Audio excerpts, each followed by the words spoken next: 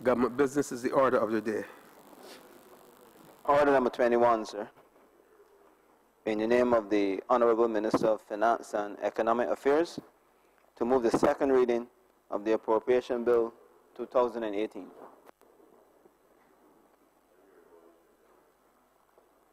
Yes, Honorable Member for St. Michael Northwest. Thank you very much, Mr. Speaker, sir. Before I start, just let me indicate to members of the House, to yourself, sir, and members of the House, I believe you would have gotten two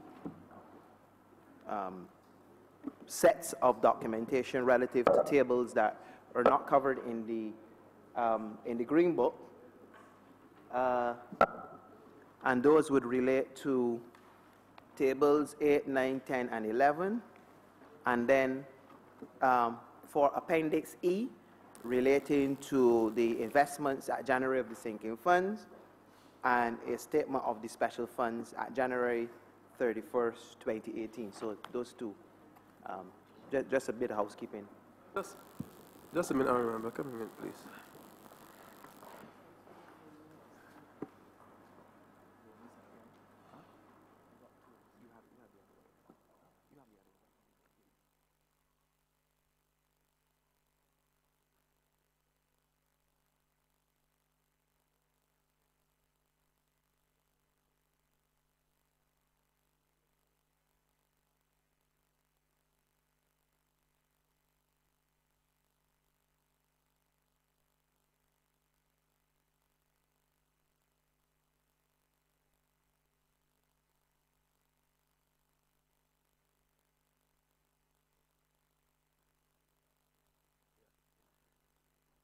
Yes, thank you, Honorable Member. Please proceed. Thank you very much, Mr. Speaker, sir. As I rise to introduce this appropriation bill 2018-2019, I am mindful of the fact that this will be the final such bill,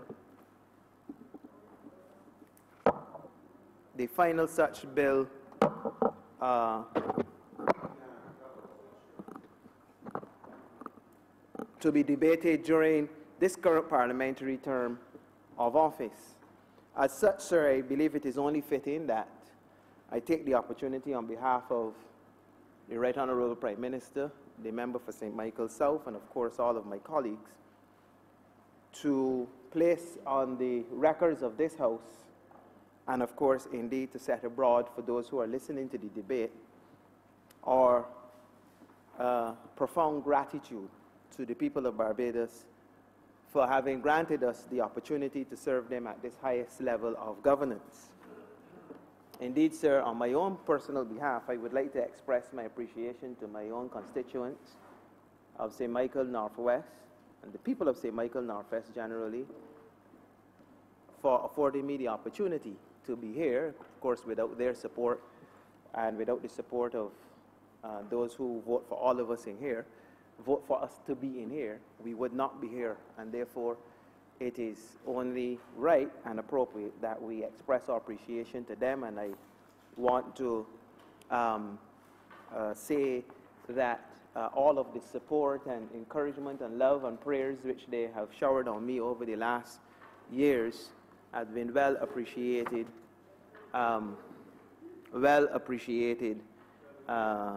for their genuineness in which they were delivered.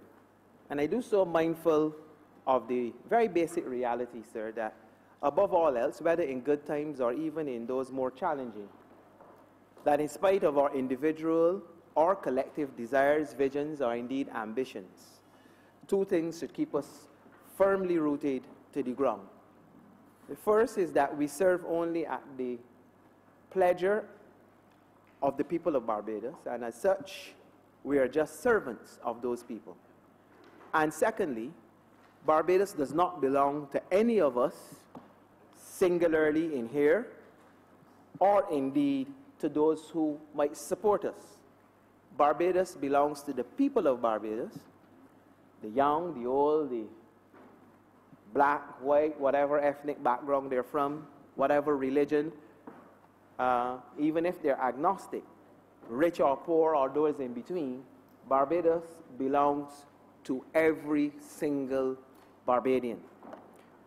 And this, Mr. Speaker, sir, is our country. And it is the only one we have, and one in which, frankly, we should be justifiably proud, and which certainly members on this side are justifiably proud, as is the case with all Barbadians. I know, sir, it has become popular for some among us to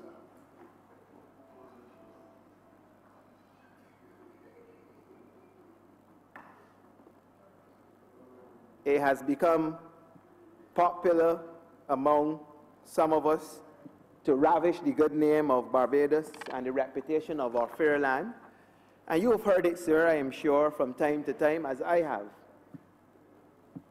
From Barbados is the worst country in the Caribbean. Our economy, in the view of some, including some in here, is the worst in the world. Nothing works. Our people are drowning in sewage. The country is stink. This is the most corrupt and inept government. All of these things, sir, we have heard and no doubt will hear again during the course of this week and later on. Some even in the leadership positions that they currently and previously occupied even go as far as to declare how ashamed they are to be Barbadian. And frankly, sir, given what we have come to expect now in the modern political discourse that passes for intelligent conversation and thought in this fair land, we have no doubt that those who share those views believe in what they say. But sir, we on this side, and I know I speak for all of my colleagues, and indeed for all Barbadians, do not share that view, would never remotely harbor such thoughts, and declare without fair favor or ambivalence that we love and believe in Barbados, its people, its prospects, and its promise. In other words, put another way, Mr. Speaker, sir, we are proud Barbadians. Sir, I am a proud Barbadian because, in my view, Barbados is the best small developing country in the world, bar none. I am proud to be a Barbadian, as we all are proud to be Barbadians, because our foreparents fought hard to lay the groundwork on which future generations like mine and those to come could build a strong, open, vibrant, democratic society that affords a place for all under the Spirit of God and the penship of man. I am proud, sir, of the wonderful social and economic advancements this country has been able to carve out for its people, as it were, from a small bowl of potter's clay. Proud, sir, of our educational system, our healthcare system, our provision of subsidized housing and transport, as well as home care for the elderly, a service, sir, which very few countries, if any at all, affords so and provides for its elderly citizens, certainly here in the Caribbean, and I am sure across many a developing country in the world. I am proud, sir, too, of our technological advancements, especially in the area of telecommunications, where as a country we can boast of having more cell phones than persons, more landline connections than households, greater internet access for people across rural and urban corridors than any other developing country in the world, and certainly among our peers in this Caribbean region. I am proud, sir,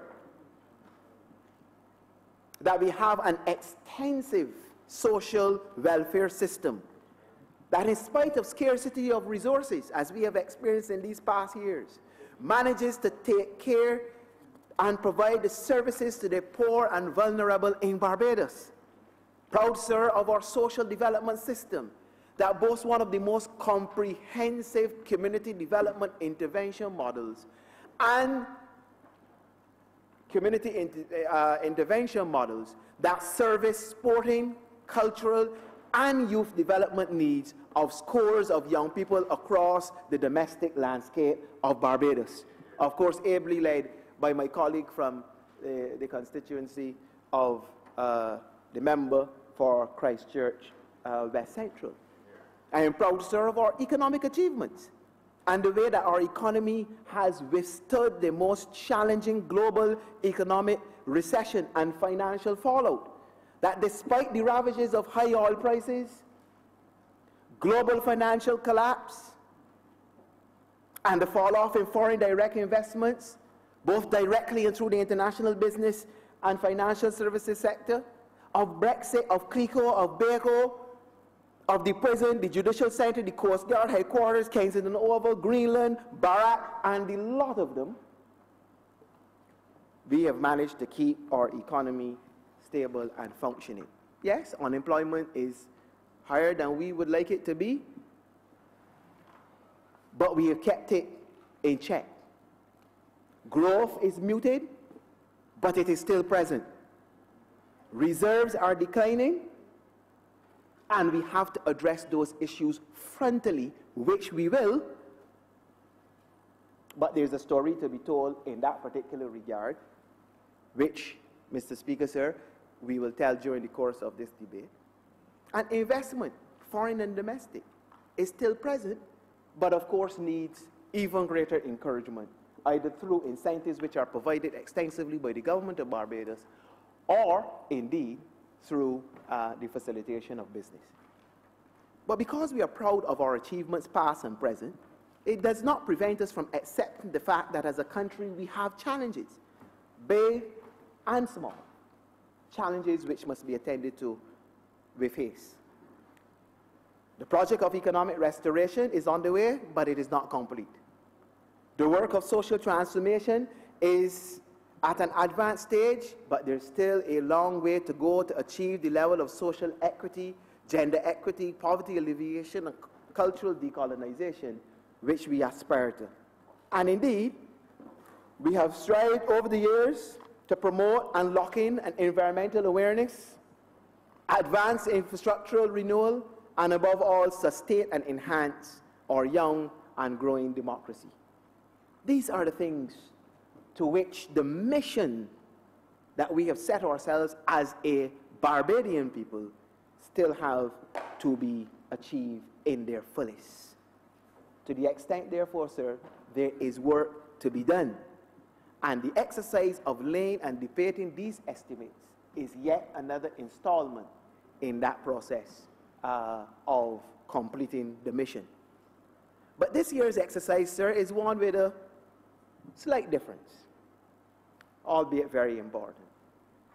It is different not just because of the special circumstances we find ourselves, Mr. Speaker, sir, relative to the period of time it is relative to the politics of Barbados. But it is special because today, from this place, your government, Mr. Speaker, sir, will today present in the debate the Barbados Sustainable Recovery Plan. The plan, which has been conceptualized, designed, negotiated, and developed by the social partners of Barbados. Mr. Speaker, sir, this plan, which I will lay out details of a little more fully as we go on in my presentation, is the end product of many weeks and months of serious dialogue among our social partners. It has been, Mr. Speaker, sir, the product of an intense period of reflection and projection into the future that lays out a roadmap for the fundamental change and adjustment which our country requires at this time, and which the people of Barbados and those indeed outside have been calling for. It is not, sir, a DLP plan, even though this administration gives its overwhelming support to it. It is not just a private sector or a labor movement plan. though they have contributed to and endorse it as well. It was not developed in a private room somewhere by a specially selected group of partisan economists and political candidates / supporters working allegedly around the clock on a secret agenda to be produced at the last minute in the dying days of an election, or worse yet, after the election themselves. It is a plan, though, that is forged from the most intense and transparent process of consultation and dialogue among the people of Barbados, who are given and granted the responsibility to lead critical institutions in Barbados, geared with the fundamental responsibility to turn the economic fortunes of Barbados around. It is, therefore, Mr. Speaker, sir, I say to this House of Assembly and to the country, the Barbados Plan. The plan, sir, and I believe we laid it in Parliament. This is the document here. The plan that all of us sincerely believe as social partners is the plan that will guide Barbados through the final stages of fiscal consolidation, debt reduction and management, social development reform, and most of all, renewed and more vigorous economic growth for the future.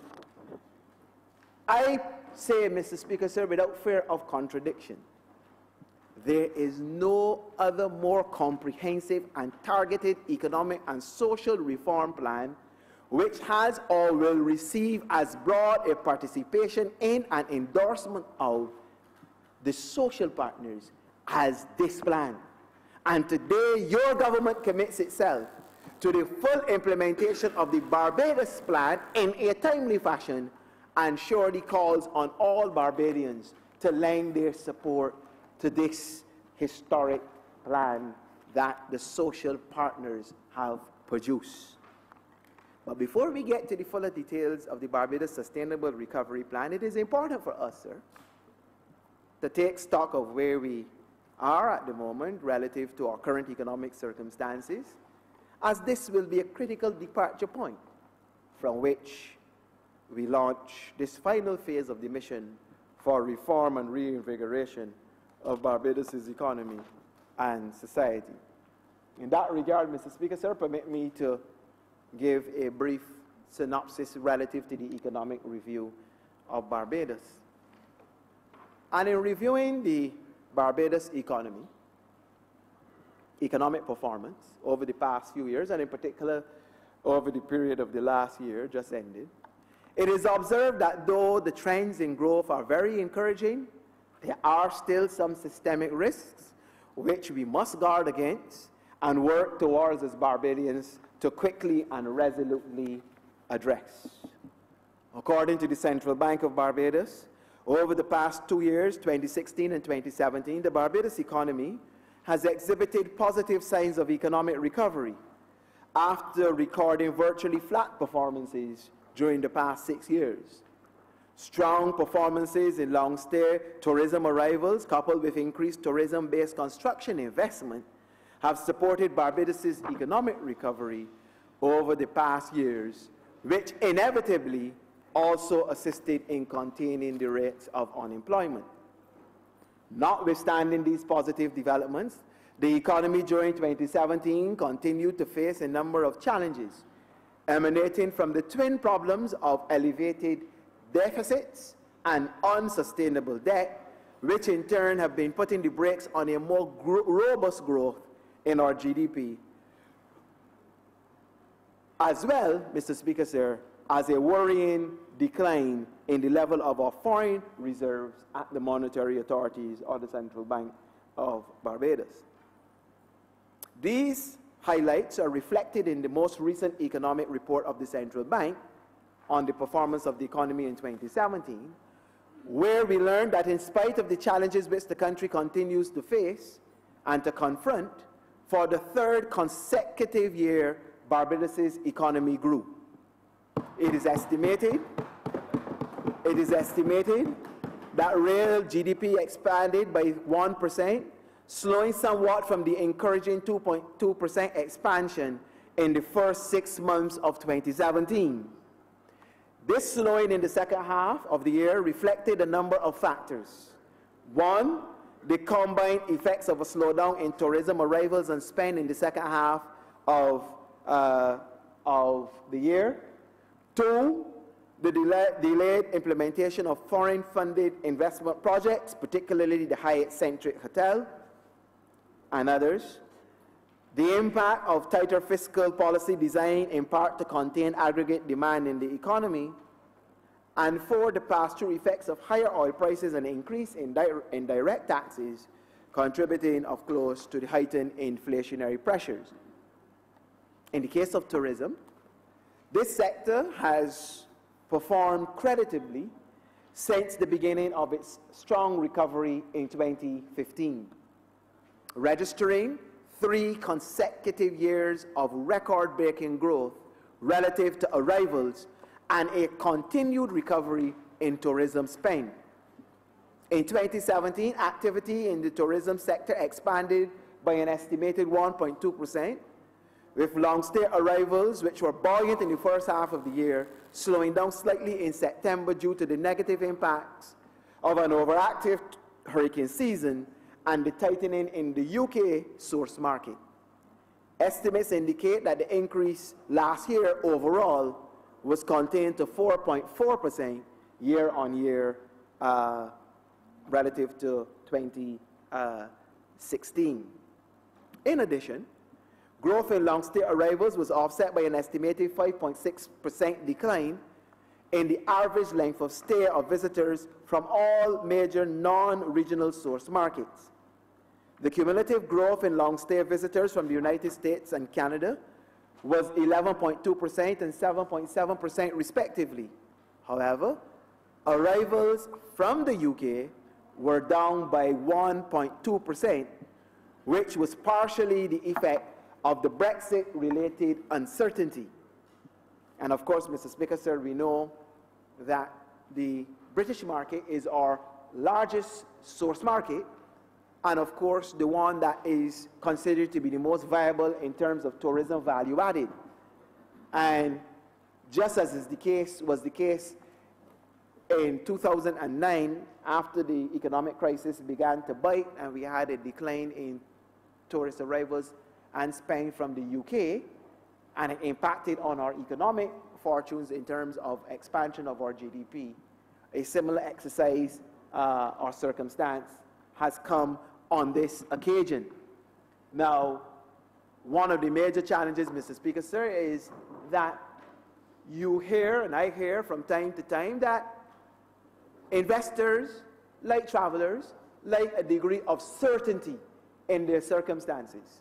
And to the extent that the Brexit experience, decision, or exercise has been shrouded in such uncertainty as to how it will be executed, when it will be executed, and what the specific impact would likely be on British citizens, the investors, and of course, travelers out of Britain have tended to be a little bit less trigger happy when it comes to booking vacations and buying and investing in second homes in Barbados. And therefore, to the extent that that has come back, it has had an impact on our overall tourism arrival figures, but equally as well on the spend in that regard.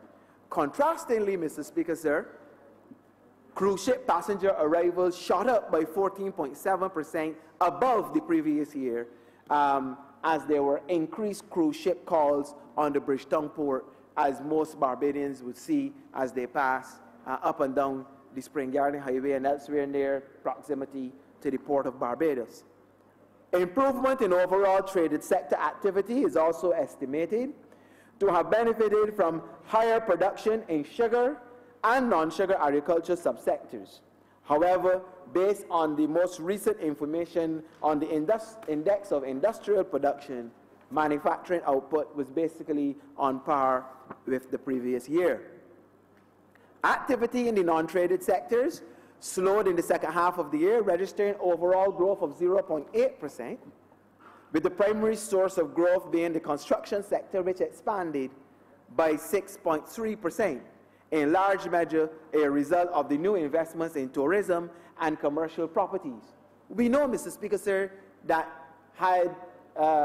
we had a favorable court decision relative to the Hyatt. In fact, had it been delivered a little bit earlier in terms of the timing, and this is not to reflect on the court, but because the court has to do what it has to do, that project could have been going, and the expansion in construction, tourism-related construction, would have been far more robust than it turned out to be. But these are the circumstances within which we had to work. But even in spite of that, there was still a 6.3% improvement in construction-related activity. The available data from the Barbados Statistical Service indicated that the average unemployment rate across the year remained relatively stable at 10%, at the 10% threshold during 2017. And with respect to inflation, the service reports that preliminary estimates suggest that inflation stood at about 4% at the end of 2017. So in the context, therefore, Mr. Speaker, sir, of the real economy performance, it is clear that though growth might have slowed somewhat in the second half because of the circumstances that I have outlined, growth is still present in the Barbados economy. And the fact that we have grown for 3 consecutive years, Mr. Speaker, sir, which really is quite significant in the context of what we have been dealing with, it is sure to say that the Barbados economy, in fact, contrary to what some people may say, is not in recession. In fact, is far away from a recession, which is considered to be at least 2 consecutive quarters of decline. We have now had just about 12 quarters of consecutive expansion. So it means that the Barbados economy has, in fact, locked into growth, and our job now is to try to get it to grow even faster. On the fiscal side, when we look at the forecast, the actual to-date position, and the projected for the end of the financial year, the following can be reported. The original budgetary program for fiscal 2017-2018, which was laid in and approved in the estimates last year in this Parliament, was designed to produce a deficit on the cash basis of 4.5% of nominal GDP at market prices. And that, of course, is calculated on the International Financial Institutions, or IFI's basis, or the cash basis as we call it. On an accrual basis, which is the accounting system that has been adopted by the government of Barbados since 2007, the net operating balance was projected at 2% of GDP. And the key macroeconomic variables upon which the fiscal program was based was calculated on the fiscal year basis as follows. Real GDP growth was projected to be 2% and nominal GDP growth at 3.4%, inflation 1.1%, tourism GDP growth 4.4%, traded sector growth 3.1%, and the growth in retained imports on a fiscal year basis 2.4%. The retained imports were estimated at 2.757.8 billion Barbados dollars. The fiscal program for 2017-2018, approved by the Parliament on March 17, 2017, showed current revenue of $2.963.2 billion, current expenditure exclusive of amortization of $3.154.9 billion, and capital expenditure of $427.4 million Barbados dollars. While the projections on an accrual basis showed a net operating balance of negative $191.7 million, or negative 2% of GDP, when converted on the cash basis, or the IFI's basis as I indicated, the projection was for a fiscal deficit of $426.1 million Barbados dollars. The overall deficit, inclusive of amortization, was expected to be financed by foreign sources in respect of the capital project inflows, put at $112.9 million, and $1,435.6 million from domestic sources. Mr. Speaker, sir, following approval of the estimates in March last year, government took an immediate decision to introduce a series of additional measures aimed at further consolidating the country's fiscal deficit, containing the demand for foreign exchange, and ensuring that the state would be able to finance its operations during the course of the financial year without further increasing its reliance on the Central Bank of Barbados to finance the deficit. As such, in the financial statement and budgetary proposals in May 2017, government, in pursuit of its sustainable policies, which not only engender growth in the economy but would allow Barbadians to continue to benefit from social services provided by the state and maintain a high standard of living to which all Barbadians have grown accustomed, announced a series of additional measures, among which can be listed as follows: an increase in the National Social Responsibility Levy placed on imported and domestically produced goods from 2% to 10%, the introduction of a broad-based foreign exchange commission to be charged on all sales of foreign currency at a rate of 2%, of course with exceptions and carve-outs, an increase in the excise tax applied to gasoline by 25 cents and diesel by 44 cents, the extension of the tax amnesty from June 1st, 2017 until November 30th, 2017, and the imposition of a 10% across-the-board cut in the approved estimates of expenditure for the government for the financial year 2017-2018. Finally, it was also announced that government would proceed on a divestment program of the Hilton Hotel at Needhams, which is currently held under the portfolio of the Needhams Point Holdings Limited, a company in which the government of Barbados is a majority shareholder. Mr. Speaker, sir, I am pleased to report that within 8 months of the announcement of the above budgetary measures, 4 of the 6 of these measures, of these proposals, previously identified have been successfully implemented, representing a 66.6% rate of implementation ratio.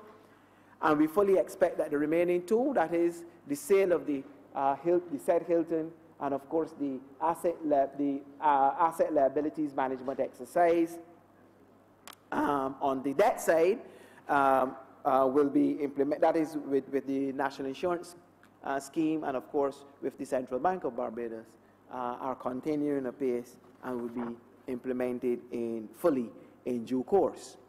So based on those that original estimates and what we did in the financial statement and budgetary proposals, I am to report to the House the following results. Revised current revenue for 2017-2018. Recalling, sir, that it was originally estimated that current revenue on the accrual basis would be $2,963.2 million, and when converted on the cash basis, would be an amount of $2,938.2 million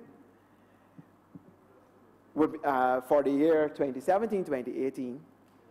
Based on the additional measures introduced during May 2017 budget, the revised fiscal performance is as follows. Provisional data from the Accountant General for the period April 1st, 2017 to December 31st, 2017 show that government collected revenue, current revenue, of $1,916.5 million, an increase of $202.7 million, or 11.8% more than the current revenue for the same period in fiscal 2016-2017. It is projected that $312.6 million and $246.6 million, along with $524.1 million, will be collected for the period January 2017, February 2017, and March 2017, respectively, to yield revised revenue of $2,999.8 million. And this would be $61.6 million more than what we had originally projected. The amount of $3,134.8 million projected on the accrual basis for 2017-2018 is $241.9 million, or 8.4% more than the actual amount collected for the previous fiscal year, 2016-2017. Taxes on property are expected to increase from the corresponding period by $2.2 million to $189.9 million, while taxes on goods and services are expected to increase by $119.8 million to $1,462.2 million. The increase in taxes on goods and services is mainly due to increases in the value-added tax and excise taxes of $36.2 million and $83.7 million, respectively. Taxes on incomes and profits are expected to decline marginally by $2.3 million from the corresponding period last year, while corporation tax, I should say, because that's included in this category, is projected to increase by $21.4 million, whereas income tax and withholding tax are projected to decrease marginally in terms of income tax by $0.6 million, and for withholding tax, $20 million respectively. Of course, withholding tax is the tax that government, in addition to some excises, most waives for Barbadians, both individuals and businesses, and of course foreign investors as well. So this category of withholding tax has been taking a hit in recent years. Special receipts are projected to increase by $41.9 million, or 27.9%, to $192.3 million. This is due primarily to an increase of $114.1 million in the National Social Responsibility Levy, which was increased from a rate of 2% to 10% commencing July 2017. Taxes on goods and services should realize $241.7 million, a decrease of $3.5 million, or 1.4% from the corresponding period last year. And non-tax revenue is expected to increase by $89.5 million to $217 million. And it must be noted that $80 million has been included from the sale of the Hilton, which we expect to be done in another few weeks or so. In addition, it is expected that by the end of the current fiscal year, $43 million would have been collected from the foreign exchange fee. In terms of the revised current expenditure figures for 2017-2018, the following can be observed. Provisional data from the Accountant General for the period 1st April to December 31st, 2017 indicates that the government incurred current expenditure of $2,994 million, inclusive of amortization, an increase of $60.6 million, or 2.1% from the current expenditure for the corresponding period in the fiscal year 2016-2017. It is projected that $390.6 million, $400.8 million, and $487.9 million will be spent during January, February, and March 2017, respectively, to give a revised current expenditure figure, inclusive of amortization payments, of $4,273.3 million. This is $55.4 million more than what was approved on the cash basis for 2017-2018 financial year. Expenditure on wages and salaries is projected to decrease by $2.9 million to an amount of $723.6 million. Expenditure on goods and services is expected to decrease by $1.2 million, or 0.3%, from the figure the previous year to $391.9 million, or $392 million if you round it off. The following supplementaries were approved during the period April to December. $1.1 million to the Ministry of Finance, the cost of consultancy fees. $4.6 million to the Ministry of Health to cover payments under the debushing program. Current transfers are expected to increase by $48.6 million, or 4.3%, over the actual amount of 2016-17 to $1,190.1 million. The following supplementaries will be approved or by the end of the financial year, have been or will be approved towards the end of the year. $20 million provided to the Transport Board for its operating costs. $45 million to the University of the West Indies to top up the payments for students attending that institution. $17.6 million we provided to the Queen Elizabeth Hospital for the continued health care of Barbadians. $7.8 million to the Sanitation Services Authority for operating costs, and $17.8 million to the National Housing Corporation, $13.7 million of which is to cover outstanding debt due to legal costs for legal counsel in the case with the Barrett Construction Limited versus NHC, and $4 million to cover the cost of land surveying fees and engineering assessments completed under the 20-year program of the government. That is the 20-year divestment program of NHC units. It is to be noted that in all requests for supplementaries, the relevant ministries have been asked to identify commensurate savings as far as possible to reduce the impact on the deficit, the fiscal deficit of Barbados. Total debt payments for 2017-18 are expected to be $362.3 million, or 23.4% more than the previous year.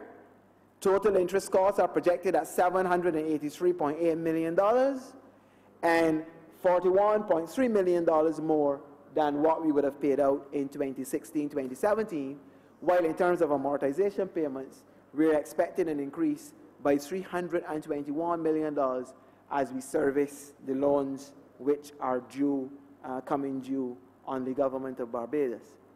Relative to the revised capital expenditure figures, capital expenditure is expected to increase by $1.1 million, or 0.3%, to $206.5 million in 2017-2018, and the following were provided by way of additional amount supplementaries on the capital side to the various ministries. One, $3.5 million to the Ministry of Culture, Sports and Youth to finance the renovation of the Queen's Park House, which of course, Mr. Speaker, sir, we opened in time for Carrie Festa and served a wonderful intervention for Carrie Festa, but of course is now open for the cultural actors of Barbados to utilize and for Barbadians to enjoy as they visit that entity after very many years of it being closed and in fact being likely imperiled by unsavory characters who might have been hanging around there. And we want to congratulate the Ministry of Youth, Ministry of Culture, Youth and Sports, and the Minister in particular for driving and getting Queen's Park House back restored even better than it was before, but certainly to the standard that we expect such a cultural icon to be at for Barbados. And I want to congratulate my colleague for this piece. Of course, this goes along with the work which was done in the steel shed as well. So we now have two complete set of installations there that the people who operate in the cultural sector are indeed proud about, that we've been able to restore after many years lying in abeyance. And $1.9 million was provided to the Ministry of Health for the David Thompson Health and Social Services Complex, which of course, Mr. Speaker, sir, is operating fully, receiving patients, doing well, and contributing to the better health of the citizens, not just of St. John, but of other rural parishes in the country as well.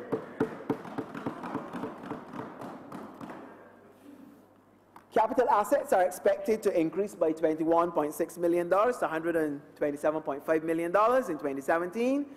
And this amount is anticipated to be $59.2 million below the amount approved for the year, while transfers, capital transfers, expected to decrease by $22.4 million, or 23% to $75 million flat. Acquisitions are projected to increase by $1.8 million in 17-18 to $4 million, and this is $2.2 million less than in the previous financial year, well, relative to what we would have approved by Parliament, sorry. So the revised fiscal balance for 17-18 is as follows. On the accrual basis, which is the accounting system the government uses, government of Barbados uses, current revenue of $3,134.8 million is expected, of which $2,914.5 million is tax revenue, and $220.3 million is non-tax revenue and grant income. Total expenditure is projected at $4,497.8 million, of which $3,146.8 million is current expenditure, exclusive of amortization, and $361.7 million Barbados dollars is capital expenditure. The revised net negative operating balance of $12.1 million represents 0.1% of GDP at market prices.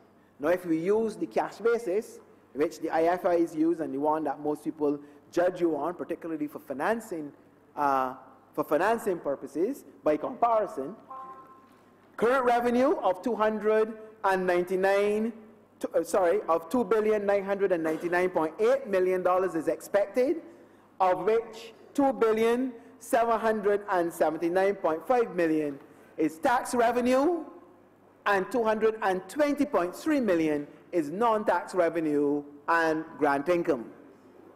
Total expenditure is projected to be $4,479.8 million, of which $3,146.8 million is current expenditure, exclusive of amortization, and $206.5 million is capital expenditure. Therefore, Mr. Speaker, sir, the revised deficit from last year on the cash basis of $353.6 million represents 3.7% of GDP at market prices. It means, therefore, Mr. Speaker, sir, that having brought to the Parliament estimates that were approved on a financial basis for a deficit of 4.5%, we've been able to bring that deficit down to 3.7% at market prices, of GDP at market prices, and also been able to achieve a primary balance for the financial year 2017-2018, estimated in surplus at $410 million on the accrual basis and $430.2 million on a cash basis. So it means that when we take into consideration our debt payments and we take those out, government's revenue and expenditure, net of amortization and debt service payments, is actually in surplus to the tune of $430 million Barbados dollars on the cash basis. And, Mr. Speaker, sir, I think that I should address one particular matter in relation to this, because we're likely to hear it, and therefore I think it is important that we address some of these issues. Because we will likely hear that the government was trying to reach a zero balance, particularly as we indicated in the budget, for financing purposes, that the government's introduction of the measures, the impact, if they had come to full fruition, would likely have led to a zero balance. This is true, Mr. Speaker, sir, because that was our intention. That is the standard which we set ourselves. You know, in Barbados, people believe that you shouldn't set targets, or that if you don't meet the targets you set, that you have failed. But that is not true. Businesses all over the world, big ones, small ones in between, governments all over the world, big ones, small ones, and those in between, always set targets, always have forecasts, always have to go back and make adjustments. when you see every day on the business news, on the cable, television, or on the internet, when first quarter and second quarter results come out for some of these big companies, Walmart and that's if they don't meet their projections, and many times they don't meet them, shares tumble and people get nervous. But what do? They go back and make adjustments. Because the business environment is fairly mature. The business environment is usually considered to be variable, to be unstable in some respects. Certainly not to be as predictable as one would like in the best and ideal of circumstances. And therefore, that should not cause you, however, not to set targets, not to say this is what we want to aspire to. And if you achieve it, well then great. But if you don't achieve that target, then you analyze and examine what were the reasons why you didn't get to a particular target, and then you make the adjustments accordingly. Apparently, making adjustments, changing things, identifying where problems are, and trying to correct them seems to be it's a negative. It's a correct. I don't see it as a negative, sir. I see it indeed as a positive, because it means that you're not stuck in the mud and trying to prove a particular point, but that you are making the adjustments which are necessary to ensure that you achieve your particular goals. And in this regard, the government set a very ambitious target. And the reason why we set that ambitious target is because we wanted to say to the market and to Barbadians that if we want to continue to have the standard of living and the quality of life that we have, and we've spoken about it and I will speak to some of it later on, Mr. Speaker, sir, if we want to continue to do these things, and there are extremely high demands being placed on the state, ever sophisticated demands as well, because our population, the people in Barbados are becoming more sophisticated. You know, the services that we offer, for example, Mr. Speaker, sir, at the Queen Elizabeth Hospital today, as somebody told me that we politicians must always say the Queen Elizabeth Hospital, the hospital. The services that we offer at that institution, Mr. Speaker, sir, cannot be compared with what we offered 30 years ago. They're far in advance. Far in advance. We're now doing open heart surgery operations, routinely on a daily basis. I was listening on the radio recently to the nurses program, as I do every Friday evening, on one of the local radio stations, where a nurse who is trained specially to deal with dialysis patients indicated that when she first started working in the dialysis unit, there were 2 persons getting dialysis. That is now probably more than 200, she indicated. So you're dealing, 300, we're dealing with significant amounts. And that in itself costs substantial amounts of money to procure, to treat, and to provide. Mr. How much? $18 million annually.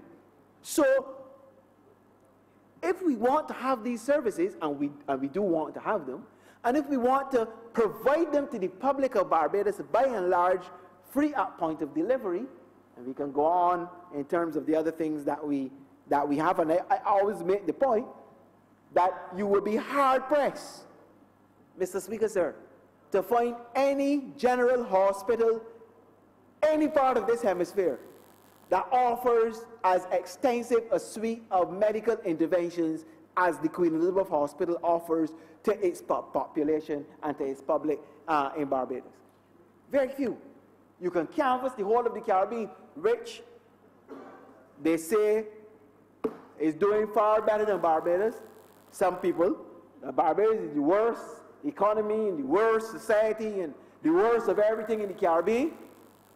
But very few offer in terms of their healthcare establishment, whether it is at the tertiary level, primary level, or secondary level of care, the level of extensive medical interventions as a Queen Elizabeth Hospital and of the polyclinics and the other institutions. Yeah, some people do come here for their treatment, but it costs $185 million basic, because it really can go above that to above $200 million a year.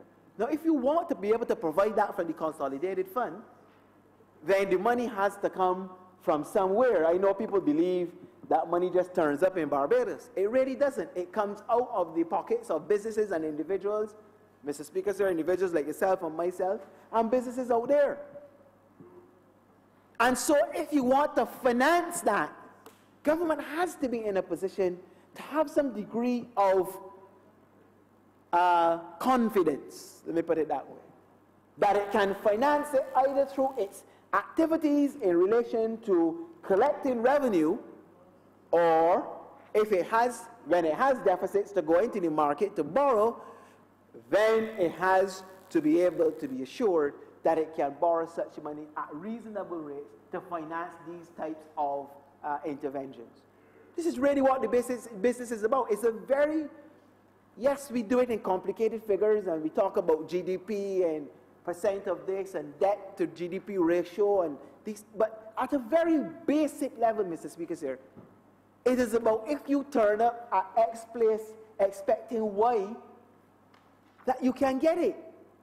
Even if you have to wait a little long to get it in the accident and emergency, and that you eventually will get it, and get it in a time and in a manner prescribed as to cause you to leave there believing that you have been served well, and indeed that your ailment or complaint has been successfully addressed.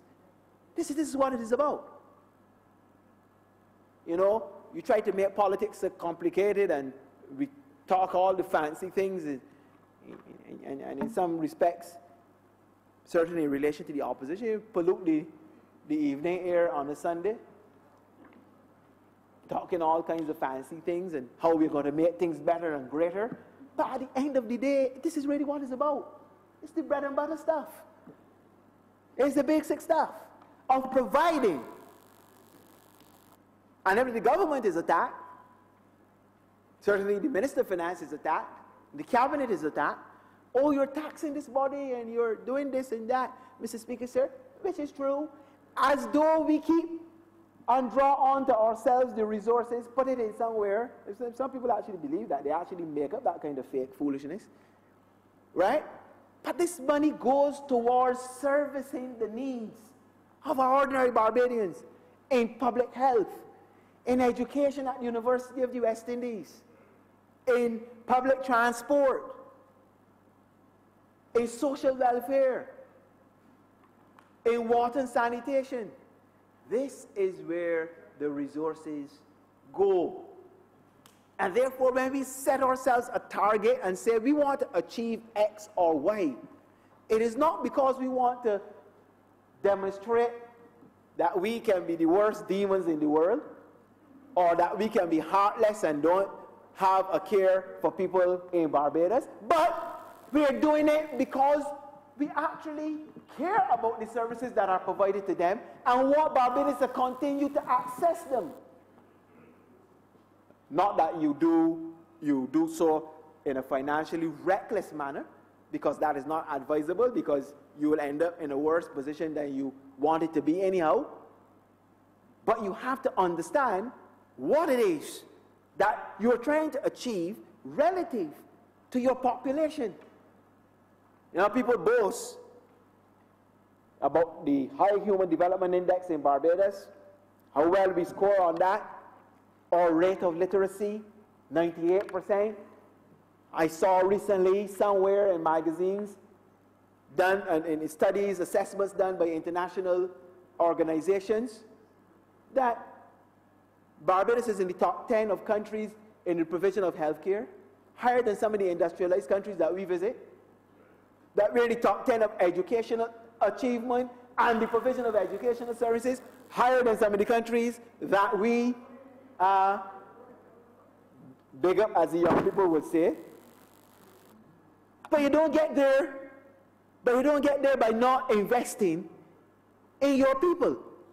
You get there by investing in ordinary citizens, in regular citizens, in people who walk up and down outside this parliament every day, going about their legitimate endeavors as Barbadians. That is how you get here. That is how you get to that level. And therefore, when you set a target to say, I want to achieve X or Y, it is with this in mind.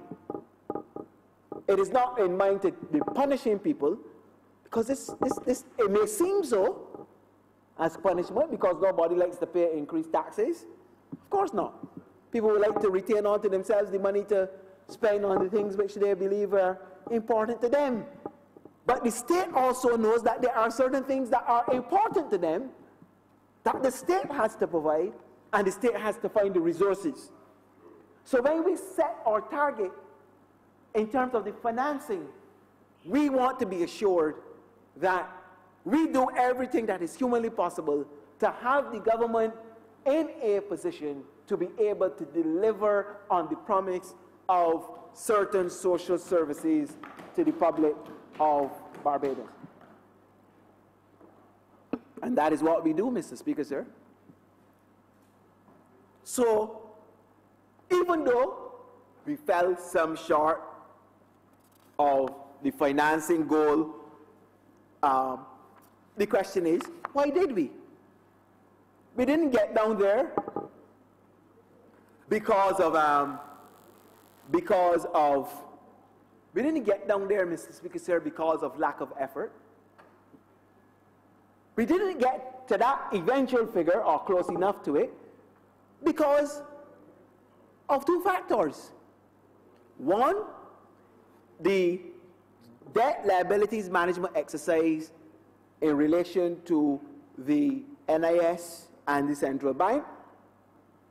We decided to hasten slowly with that particular intervention, which was expected to give us savings of about $70 million, because we wanted to ensure, especially in relation to the national insurance scheme, that we did not cause any undue disruption or damage to the interests of workers in Barbados and businesses in Barbados that invest in that scheme. So we told those involved, once we want to get the savings of $70 million, don't rush. Don't rush. Make sure that you go through all of the pertinent scenarios, check them, cross-check them, recheck them, and speak to the people at the NIS in negotiations to ensure that what we were doing was not something that will cause any systemic damage to the fund or long-term damage to its interests. We also wanted to ensure that those entities, and I spoke to this last occasion in the House, in the central government and in statutory corporations that are indebted to the NIS, that an appropriate arrangement be put in place to ensure that all those debts are liquidated. And I am happy to report to the House today, as I did previously, that recently, only a week and a half, 2 weeks ago, I signed off on an arrangement to ensure that all of the central government debt to the national insurance scheme, in terms of arrears of payments, both on real estate and in relation to deductions from the salaries, income of public servants, be liquidated, paid off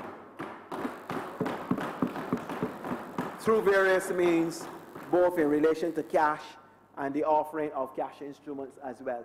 And there's an agreement on it. They negotiated and consulted with the NIS.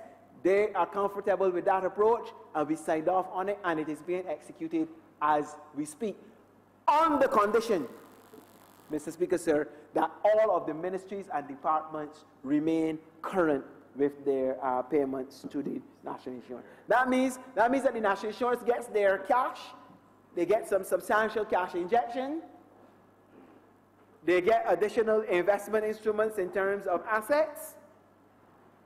Their balance sheet can now reflect the fact that the government has honored all of its commitments on behalf of its workers and otherwise, and that they can be able to participate in any such exercise which we may want to do for Barbados.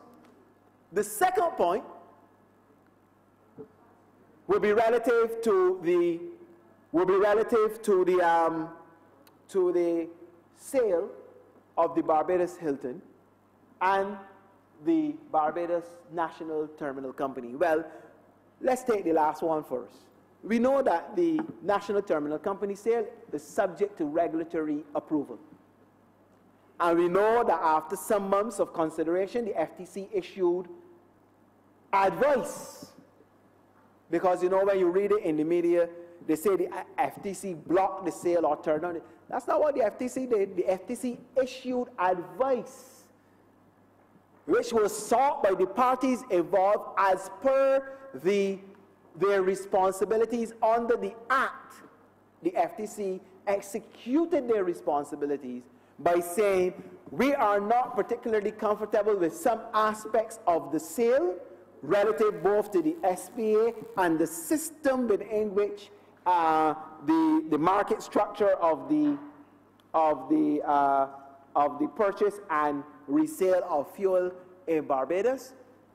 And our advice is that the parties examine these aspects that we have some discomfort with, and then come back to the FTC either with a revised position or, of course, as is their right under the Act, to challenge the FTC's position in court, which they can do if they want.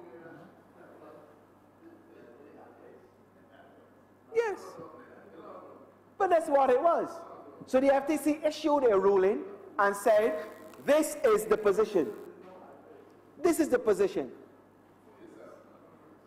And the parties, my understanding is, because I'm not involved directly in it, along with the Division of Energy and other parties that are involved, are examining the FTC's position and are prepared to refile an amended position on relation to the SPA for the sale of the entity for review and again a ruling of the FTC. And that is how the system works. That is how the law is written, and that is how it was executed according to how the system works. That is how it is done. There's no other way. And of course, we would have been glad to receive those funds because part of that suggested or projected sale price of $100 million would have gone into the central bank reserves if it came out, and of course would have given a boost to our international reserves and therefore insulated us from the declines which we experienced in the latter part of this year. And some of the proceeds from the sale of the asset, when once a dividend was declared, would have come into government's coffers and allowed the government to have some additional income in terms of asset income to the central government. No, it didn't happen. It didn't happen. So on neither end, on the foreign exchange end, unfortunately, or on the revenue end, we did not get the benefit of the sale of the asset because it has been delayed. Now, that is not something that I have any control over, or any other government minister, or any government department, because the FTC is a regulatory body. It has pseudo-independent status from the government, and its rulings are to be recognized and respected. The rulings. But it has advice in it.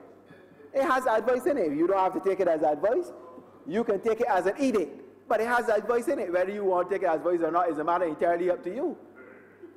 That's nothing to do with me really. If you have a ruling and the ruling says we rule X or Y because of the following circumstances, you can either take that as final and walk away and shut your shop, or you can take it as advice.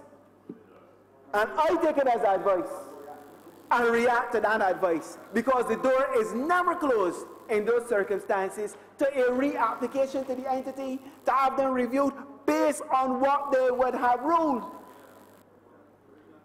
This has been done for eons now in business where regulatory entities are concerned. If you pass a law in Parliament and you go to court and the court says, I feel the law is not just or right, or as the lawyers like to say nowadays, this disease they have unconstitutional, the court can make that ruling. But within that ruling is advice too, to say to you, I think you can address it in a different way. I know what you may want to have done, but this is not the way to do it. But in that, that's normal. But that's normal. Sometimes you go to court, they make a decision, the lawyers, and then you appeal it. You appeal it and go to higher court.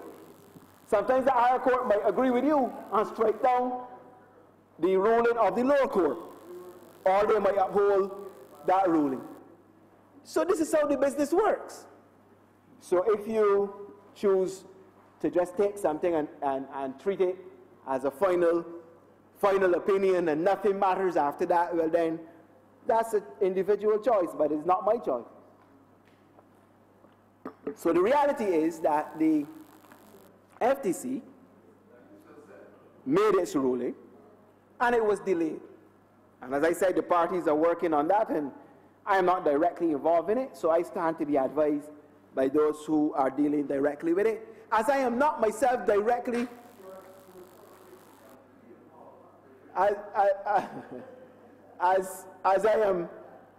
I am not directly involved as well, Mr. Speaker, sir, in the sale of the Hilton, that is being led by the people at the company that owns the entity, with guidance from the Ministry of Tourism and International Transport, which is the head ministry or the lead ministry for that. It falls on them.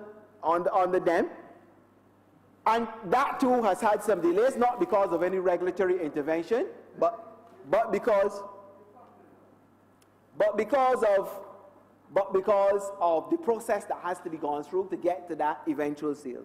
But if we had those two sales, Mr. Speaker, sir, and we had the liabilities management exercise, we would have ended up with more than $250 million additional in revenue, which if we added it to what we have relative to these estimates revised, as I have indicated, based on what we would have done in the budget, we would have been able to reduce our fiscal deficit by at least another 2%.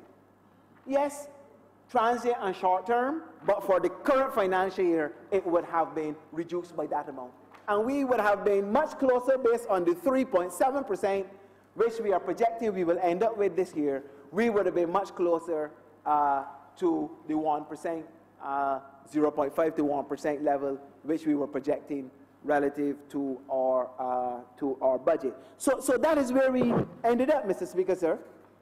And therefore, in relation to that, it can be seen from the fiscal outturn figures, government continues, therefore, to make substantial progress in bringing its fiscal deficit down, and that despite the fact that the country still continues to be affected by the lingering negative effects of the global economic crisis, which continue to threaten and undermine the macroeconomic gains of many a country across the world, contrary to what some people seem to believe,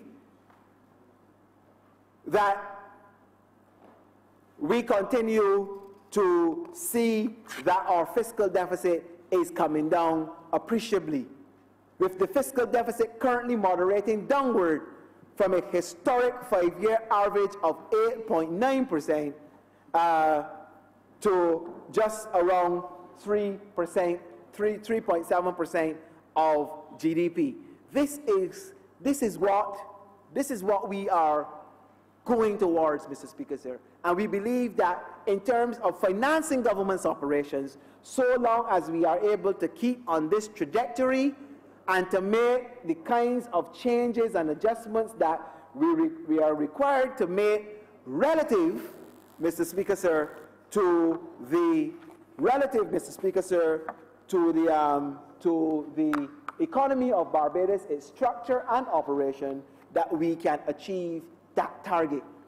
We may have had some slowing, as I said, because some things didn't come through as we had planned, but that is not to say that our eventual goal will not be achieved. And achieving these fiscal targets requires significant corrections as it relates to the operations of the financial management machinery of government, the rules and governance framework surrounding the public expenditures, and the tax administration for the effective mobilization of domestic resources. In this regard, these adjustments will have to be made, we believe, on the current expenditure side as a primary focus for reducing our level of spending, principally on transfers and subsidies, which is the category of expenditure that seems most dogged for us.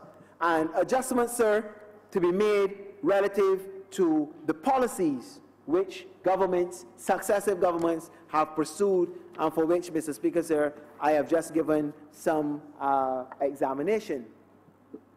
So that financing the deficit, however, remains our critical but central focus relative to managing the challenge. And while financing arrangements are being met in the short term by debt instruments issued by the Central Bank of Barbados, predominantly being a major financier for government, this occurrence, Mr. Speaker, sir, cannot be a permanent state of existence, is only intended to be temporary, and of course, we hope that we can liberate ourselves from that as quickly as possible.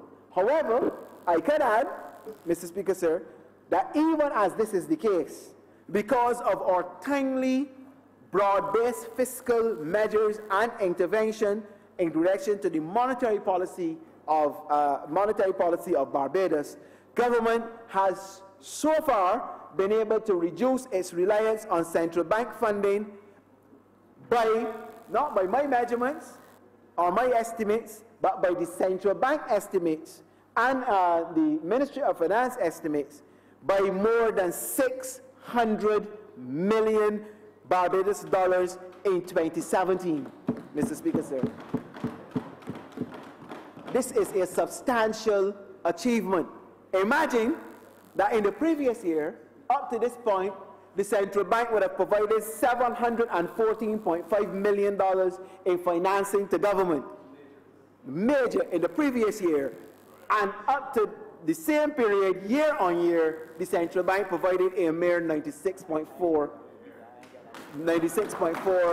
million. Mr. Speaker, sir, you know this was the big thing. Government is raiding the central bank. They're printing too much money. The central bank now is exploding the country with money floating all around. This is what they say. The government needs to wean itself off of the central bank. Well, we have weaned ourselves off in the last year to the tune of more than $600 million. In fact, Mr. Speaker, sir, to only $96 million in the course of 2017, as opposed to 700, Mr. Speaker, sir, and $14.5 million. So, for those who like to have their cake and eat it too, for those who like to talk through two corners of their mouth, or four parts, because you know, when we didn't have a primary surplus, we were lectured in here about how this government was the first government to have a primary balance, negative balance on the primary account, and years were recited. This year, that year, this year, this year, this year, this year. Once that was solved, they shift from that and went to central bank funding and financing. So now that the central bank funding and financing is coming down significantly and appreciably behind the policies implemented by this government, we will see now, later today and thereafter, what is the new thing they will discuss and talk about. Well, we kind of know. The reserves have fallen. The country is about to shut down. The dollar will be devalued. All of the people who occupy the organizations across the country that support the Barbados Labour Party, not the organizations, the people who occupy the positions in them. Because we know how this works, Mr. Speaker, sir.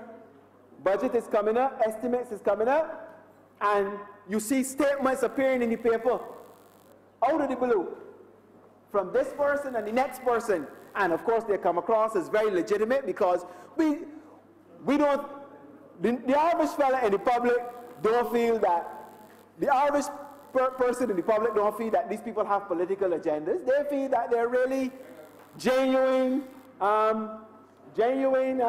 leaders of these organizations. And we treat them as such because we believe them to be. We don't assume that they are political, even though we know some of their activities and what they do. But they start issuing statements. The government is this, the government is that, the government needs to do this, the country is this, the country is that.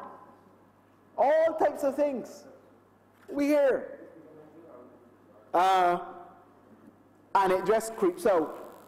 So it builds up now a narrative for the members of the opposition, particularly the leader of the opposition, to compose the speech and then do reference.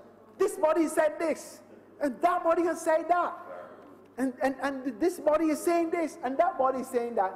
We have gone through all of that before, Mrs. Speaker, so we know that game plan because it has been done every year and it continues to be done all the time, as though Barbadians are not smart enough to realize what is happening. So we will hear now what is the new set of things that are being said relative to Barbados' economy. You know, they will say the IMF says this and the IMF report says that. And you had a double blow, one from the CDB and one from the IMF.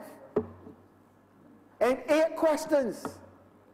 So we had spent $4,000 in the Sunday Sun to ask the Minister of Finance 8 questions that were asked at a press conference anyhow. So, 8 questions, 7 of which, yes, in the press, 7 of which, you know, we have answered, the Governor of the Central Bank spoke to, and so forth and so on. Even a question about whether the Governor of the Central Bank has written to the Minister of Finance on the section this and section that, and what is the Minister's response to the Governor's advice? Huh? And there will be answers here as well. Oh, you know that? What has the Governor written? But you know, we go to political meetings nowadays. This is the new thing, and cabinet papers, which are supposed to be governed by the Official Secrecies Act, end up on widescreen, projected, widescreens, big screens. They don't have any regard for those. No regard for the law governing the Official Secrecies Act, because it's culture. You must prove your point. You must destroy your opponent at all costs. You must mash up the governance system. So you get cabinet papers, however you get them. You get emails, however you can get them. At least we got an idea of how to get some of those.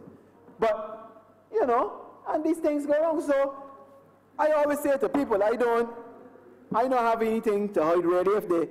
If somebody writes me or doesn't write me, somebody wants to intercept the communication by however they're doing it, that's their business. I have nothing to do with that. I will respond in the fullness of time. Nobody is going to set, certainly in the opposition, is going to set the agenda of this government and of this Minister of Finance. It doesn't work that way. and bullying your way to get what you want might work with people that work with you, around you, or that serve your interests, but it's not going to work with anybody over here. So they could put 8 questions, 20 questions, what do you call it? Run for your money. What the other thing name? The game shows that's got on TV. Huh? All of these game shows, because that's only a game show, answer these questions. Some questions for the Minister of Finance and all of this kind of things. Huh? Yes. I mean, you know, we've been down this road already. We know how this goes. We've participated in it. We've seen it. We have seen all of it already. So even Mr. Speaker, sir, the posters that have gone up with the thing ready to serve, we used that back in 2008. So we know all of this recycle thing, and we know how it goes. We know how that goes. You know, so we expect to hear all of that, and the vilification of people in here come shortly when certain people get the opportunity to speak. But in spite of that, Mr. Speaker, sir, your government continues to look for ways in which not only we can hold the system together in Barbados, but ensure that we move forward on our pledge to Barbadians to improve the circumstances and lot that they and their families have in Barbados. And we believe that we have been doing so in spite of the very challenged circumstances that we have had to face, Mr. Speaker, sir. And in that regard, sir, before I get to the figures for this year's current estimates, I think it is really incumbent. I think it is really incumbent, sir, incumbent on me, sir, that we do today what we have done in the past, and which has been called for by many persons across Barbados, including the opposition. So we will see today whether or not they support the social partners of Barbados. Mr. Speaker, sir, I want to begin by commending the leadership provided by members of the Social Partnership and Private Sector Association of Barbados, the Congress of Staff, Trade Unions and Staff Associations, the Barbados Workers Union, and my fellow public officers led by the Director of Finance and Economic Affairs, the Acting Head of the Civil Service, Dr. Louis Woodruff, the economists and staff in the Economic Affairs Division, the staff in the Prime Minister's Office, and all those associated with the various ministries and departments for completing a relatively comprehensive roadmap to respond to the domestic economic and structural challenges confronting the Barbados economy in 2018 and going forward over the medium term. Indeed, Mr. Speaker, sir, history has been made once again in Barbados. History has been made once again in Barbados, Mr. Speaker, sir, where the social partners identifying critical issues in Barbados have been able to come together under the leadership, Mr. Speaker, sir, of the Right Honorable Prime Minister of Barbados, the member for St. Michael South, and I want to give him the highest amount of praise for taking the leadership and asking those persons in the social partnership to come together. And he did it not just from his desk at Bay Street in government headquarters, he did it on national television in a live televised consultation with the social partners. Mr. Speaker, sir,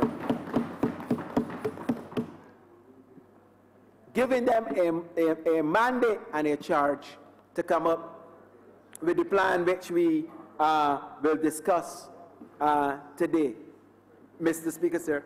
And this roadmap aims to return our economy to a path of steady state equilibrium with the view of propelling the economy towards pre-crisis levels of growth of 3% on average, and of course, reasonably manageable deficits, if not towards balanced budget. Central to this plan, Mr. Speaker, sir, is a commitment by the government and the social partners to maintain its fixed exchange rate pair with the US dollar at $1 to 2 Barbados dollars, while simultaneously keeping our people employed, our social fabric intact, and of course, our economy growing and thriving. Sir, a bit on the process that we went through. You would recall, Mr. Speaker, sir, that the framework for the economic recovery and social responsibility for Barbados had in its genesis in the financial statement and budgetary proposals which I delivered on the 30th of May 2017. Members of the House would recall when I announced at that time that the Economic Affairs Division of the Ministry of Finance and Economic Affairs would spearhead the preparation of a national economic sustainable development recovery plan in consultation with the social partnership. The urgent request for this framework document was restated by the private sector and supported by the Congress of Staff Association, Unions and Staff Associations of Barbados as well, along with the Congress of the Barbados Workers' Union, and the chair of the social partnership, as I said, the Right Honourable Prime Minister of Barbados, at the full social partnership meeting, which was televised and held on August the 11th, 2017. I must say, Mr. Speaker, sir, that all of those involved took this task with great alacrity, seriousness, and dedication, as one would expect, given the level of challenges which face Barbados and the pride which all of the persons involved have in seeing Barbados continue to do well.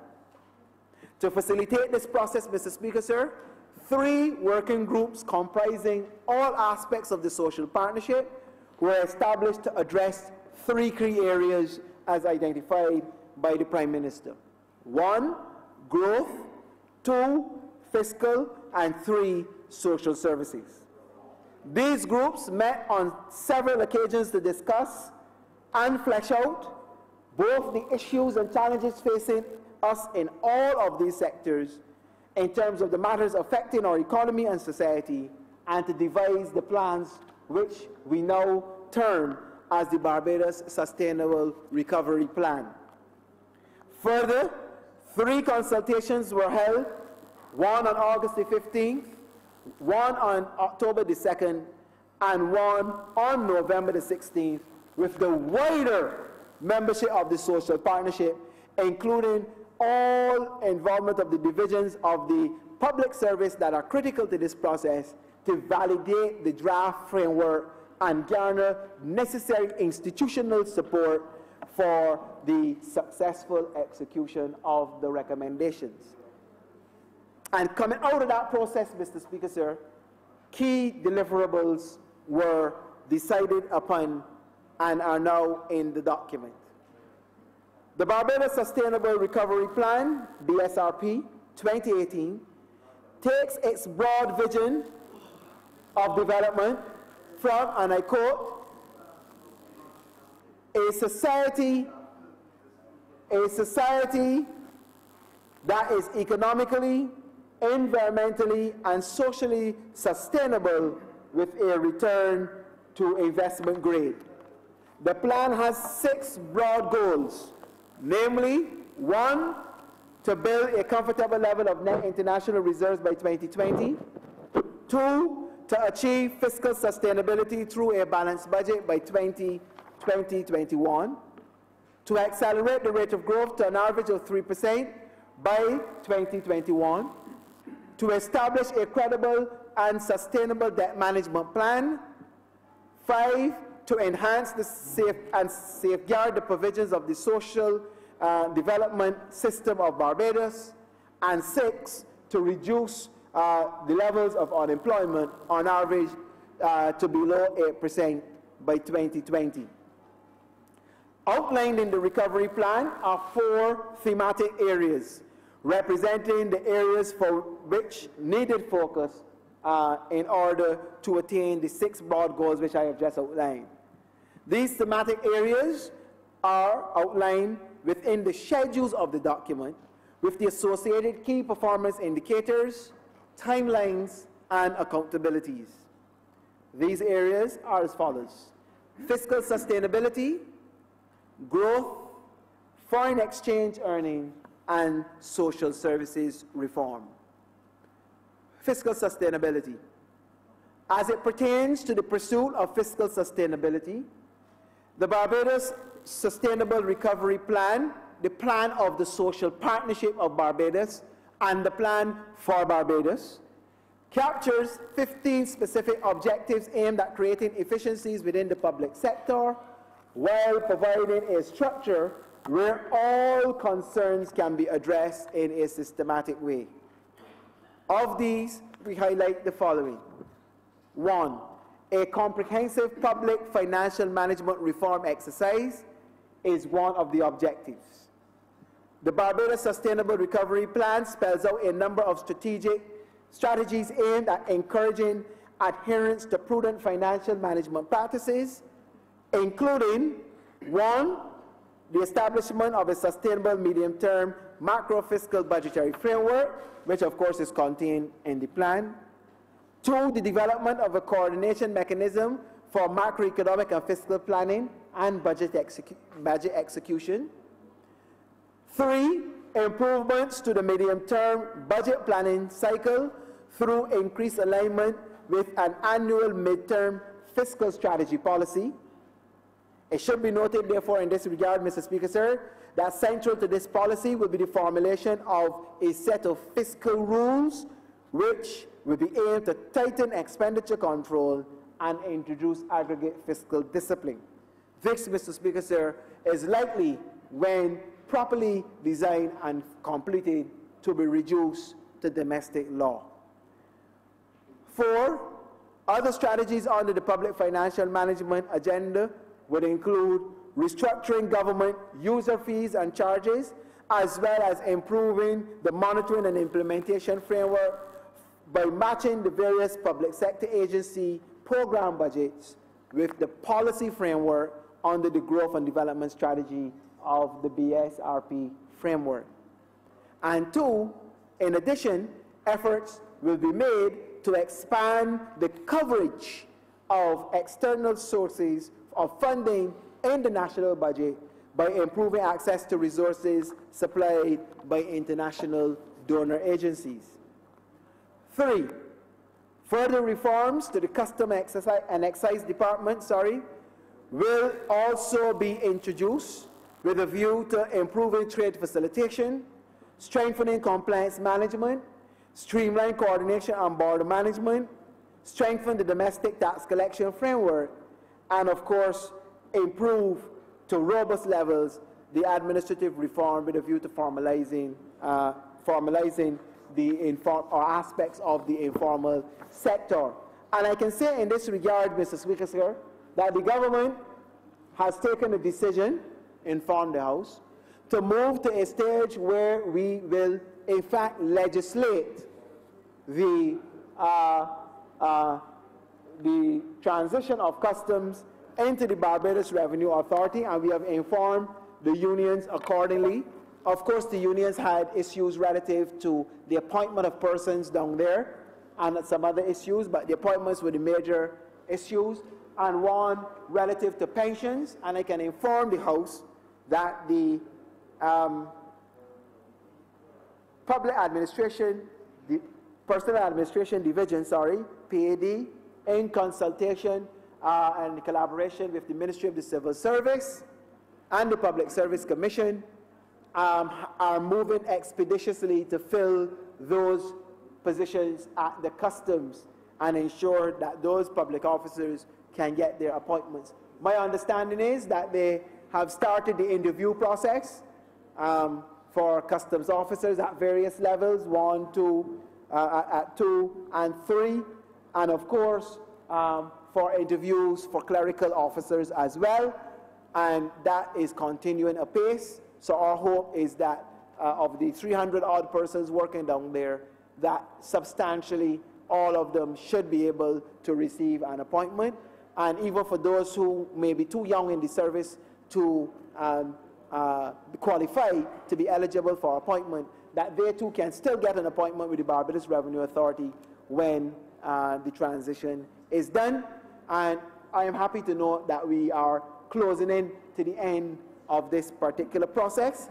Relative, Mr. Speaker, sir, to the issue of the pensions, I am also happy to report that the Accountant General, the Auditor General, and the Solicitor General, working with the Ministry of Finance, Division of Finance, and the Civil Service, have arrived at an arrangement that protects and securitizes the pensions of all persons who are working in the customs that might transition to the Barbados Revenue Authority, and all those from the previous legacy agencies who would have transitioned if they may have had some issue in relation to the computation of their pensions and the delivery of their pensions at point of retirement.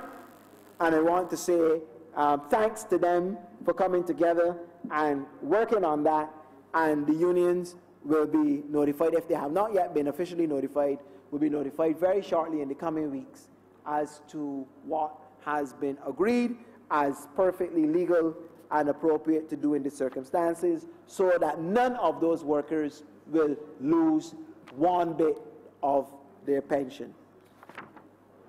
4, reforms to state-owned entities, enterprises, will be tackled through the introduction of a new Financial Management and Audit State-Owned Entities Act to govern the financial affairs of government statutory boards and enterprises.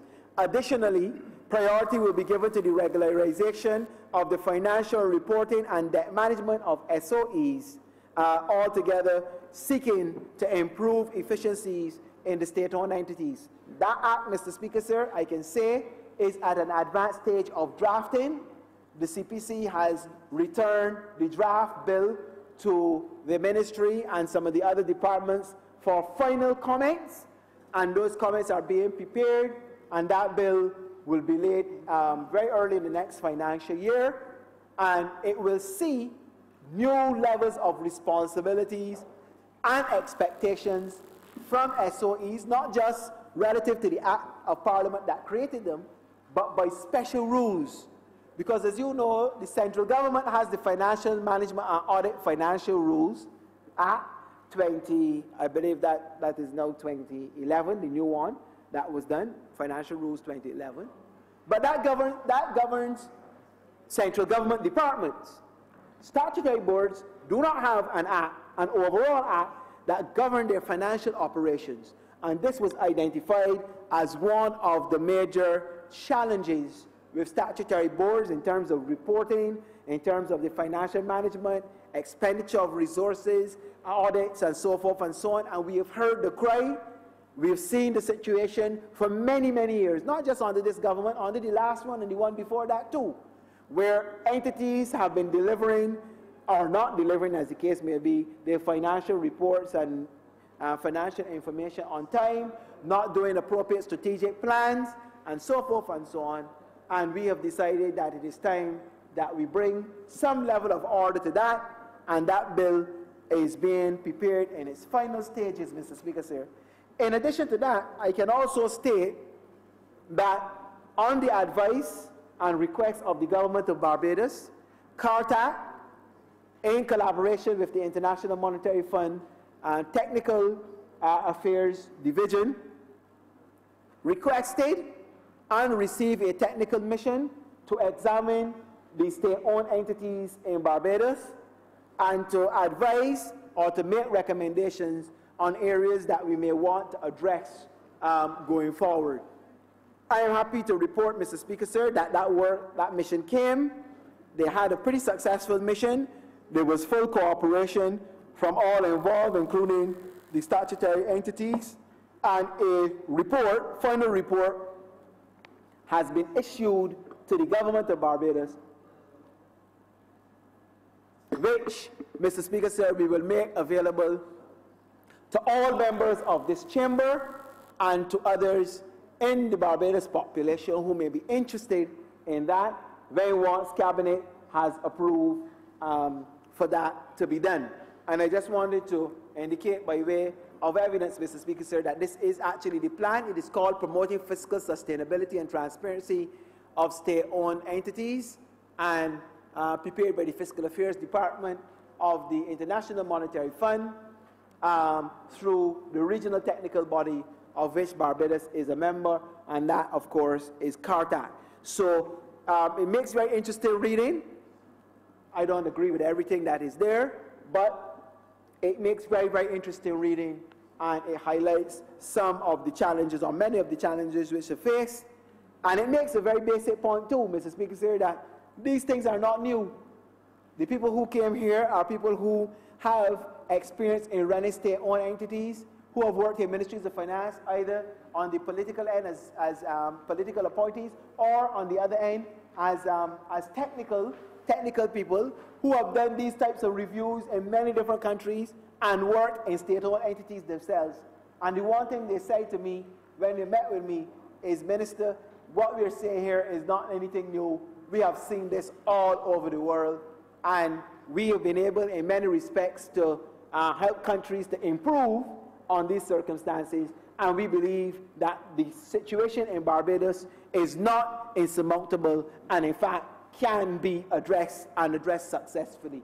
So I want to give this indication to the House that this is going to be made a document to the House and shared with Barbadians going forward, so that we understand how people from outside who have come in and saw and seen the process think about it and what they will recommend may be done to improve those circumstances. 5, Mr. Speaker, sir, again, it is no secret that tax policy reform and tax administration is a crucial element of the reform process in Barbados.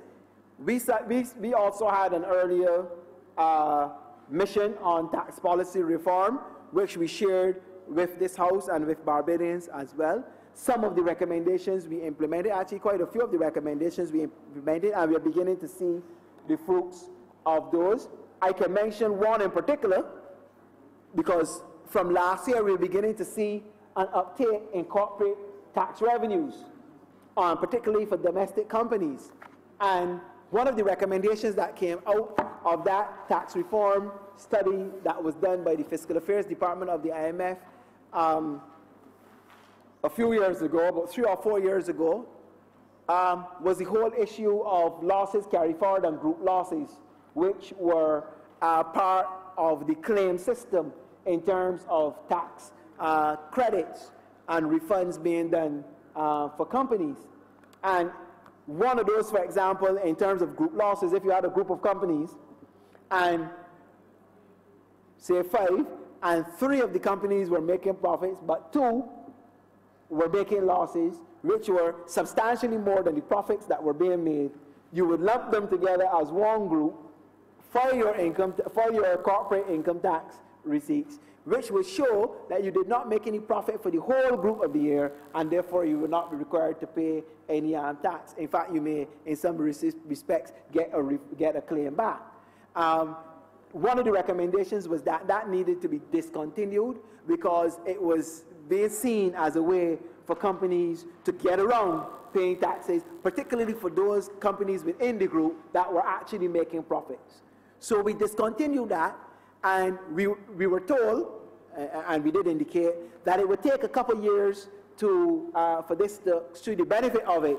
And now this year, based on the analysis from the Barbados Revenue Authority and the Central Bank and others, we are beginning to see that those tax measures, those changes are showing benefit, where companies now, each company that is making a profit and entitled to pay a tax, eligible to pay tax, is in fact paying tax. So those are some of the positive results that we have gotten out of that tax policy review. And therefore we want, Mr. Speaker, sir, to complete that policy review and ensure that those areas that we have not yet been able to address, that we can address. Some of those, for example, relate to the implementation of a single window taxpayer information system the Barbados Revenue Authority, along with the other agencies, have moved now through the loan from CAF of $15 million to have available to them the technology. My understanding is it was tendered, the tender was won, the company is being engaged, and the single taxpayer software package technology is to be implemented over the course of this calendar year, and that process has already begun.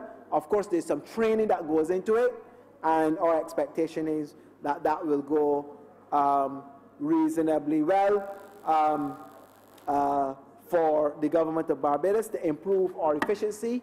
And for those who may not have remembered what that is about, it really is ensuring that as a taxpayer, no matter where you enter the system and for whatever reason, whether it is excise tax, VAT, income tax, corporation tax, whatever the case may be, that you have one taxpayer ID number, you enter the system, you can be identified across any of the applications, and therefore it makes it a lot more easy to administer for the BRA, easy to navigate for the taxpayer, more efficient for businesses and individuals, reducing costs, improving efficiencies, and ensuring that the taxes which are due to the government can be collected in an effective manner. And then, Mr. Speaker, sir, a policy on the payment of arrears will also be addressed in the fiscal sustainability part of the Barbados Sustainable Recovery Plan, which we have here, Mr. Speaker, sir, before us. Government has committed with the social partners to seek to create a systematic plan to reduce receivables and payables owed to the private sector, and these can be done through a number of mechanisms. We spoke already about the issue of the NIS. We've dealt with that. I had announced in the budget a factoring program for the payment of VAT receipts and refunds. That is being finalized by the Central Bank in consultation with the BRA and should come on stream in a couple months' time. Sorry, Mr. Speaker, sir, to ensure that we can pay down the VAT receipts. The private sector, of course, has agreed to work with the government to ensure that those which are owed to the government in terms of VAT payables will also equally be paid, and we can do some set-offs or some trade-offs, as they call it, so long as it does not interrupt and interfere with the smooth flow in of finances through the various income for government to be able to meet its commitments to the people of Barbados. The seventh area, Mr. Speaker, sir, is the question of debt sustainability, which is a major challenge for the government. Debt sustainability and management. And this will be targeted not just through the fiscal reform and consolidation process, but the implementation of an enhanced debt management measures, which will be conceived through discussion with the government and its creditors in a voluntary, open, and transparent manner. And it is likely to include the creation of a plan to reduce, over the short to medium term, interest costs via liabilities management, the establishment of a credible debt management plan, which should aim to minimize borrowing costs, ensure government's financing needs are met in a timely and cost-effective manner, and support the development and functioning of a domestic financial capital market. We will also seek to expand and smooth, Mr. Speaker, sir, the maturity profile of Barbados relative to its domestic debt, because on the international end, our maturity profile is reasonably fat, other than the peaks of 2021, 22, which we know we have to prepare ourselves for, and then again in 2035. We have a fairly flat foreign maturity profile for Barbados, which most people say is manageable. Where we have peaks is on the domestic end, where the substantial proportion of our debt, close to 70% of our debt, is domestic, and a lot of it is bunched. So we have to find a way to manage that and to smoothen it out a little better. I can say, Mr. Speaker, sir, before the House of Assembly, for example, for discussion, or will come to the House Assembly shortly for discussion. We've just approved one at Cabinet to be done with the oil sugar establishment, where bonds which were engaged by the Barbados Agriculture Management Company at certain interest rates have now been, the bonds been mature this month and next month and one next year at the same time. And the government has entered into successful negotiations with the arranger of those bonds and the persons who are holding them, and we've now been able to get new and better terms on an extended period maturity payment profile for those bonds. And that is the kind of thing which we believe is doable in the marketplace and will give government additional ease in terms of the interest and amortization payments which the government has to make on various debt instruments which it has. So this is the kind of thing which, Mr. Speaker, sir, we are going to be engaging in relation to that, as well as looking at increased use of public-private sector partnerships in financing capital projects which are primarily economic in nature to increase the level, Mr. Speaker, sir, of our competitiveness going forward. In general, sir, for those who might be listening and indeed those in here who may not be acutely familiar with the liabilities management, both as a term or as a tool for the management of debt, it basically relates to the operations of government. Well, it could relate to the operations of private sector entities, but in this case, government using debt management tools which are frequently engaged to manage balance sheets, optimize yield curves, and prioritize the use of financial resources such as cash, taking in consideration whatever the prevailing market circumstances might be. These operations are also frequently used by governments to counteract stresses caused by macroeconomic shocks, some of which, of course, Mr. Speaker, sir, we have had over the last few years that have been actually quite substantial. In the case of Barbados, the main objectives for our mandate in relation to our proposed liabilities management exercise is to undertake a comprehensive analysis of our debt portfolio, to develop analytical tools to facilitate the formulation and implementation of equitable and consensual liabilities management options, and debt management initiatives that would support and complement the efforts which we are making in this plan, this Barbados Sustainable Recovery Plan, for fiscal and structural reforms to our economy as enacted by the government of Barbados and its social partners. Specifically, Mr. Speaker, sir, the debt management exercise which government is going to undertake will focus on three main areas. One, placing the public sector debt position on a sustainable downward trend. Two, lowering debt service requirements. And three, addressing the embedded portfolio risks and potential vulnerabilities.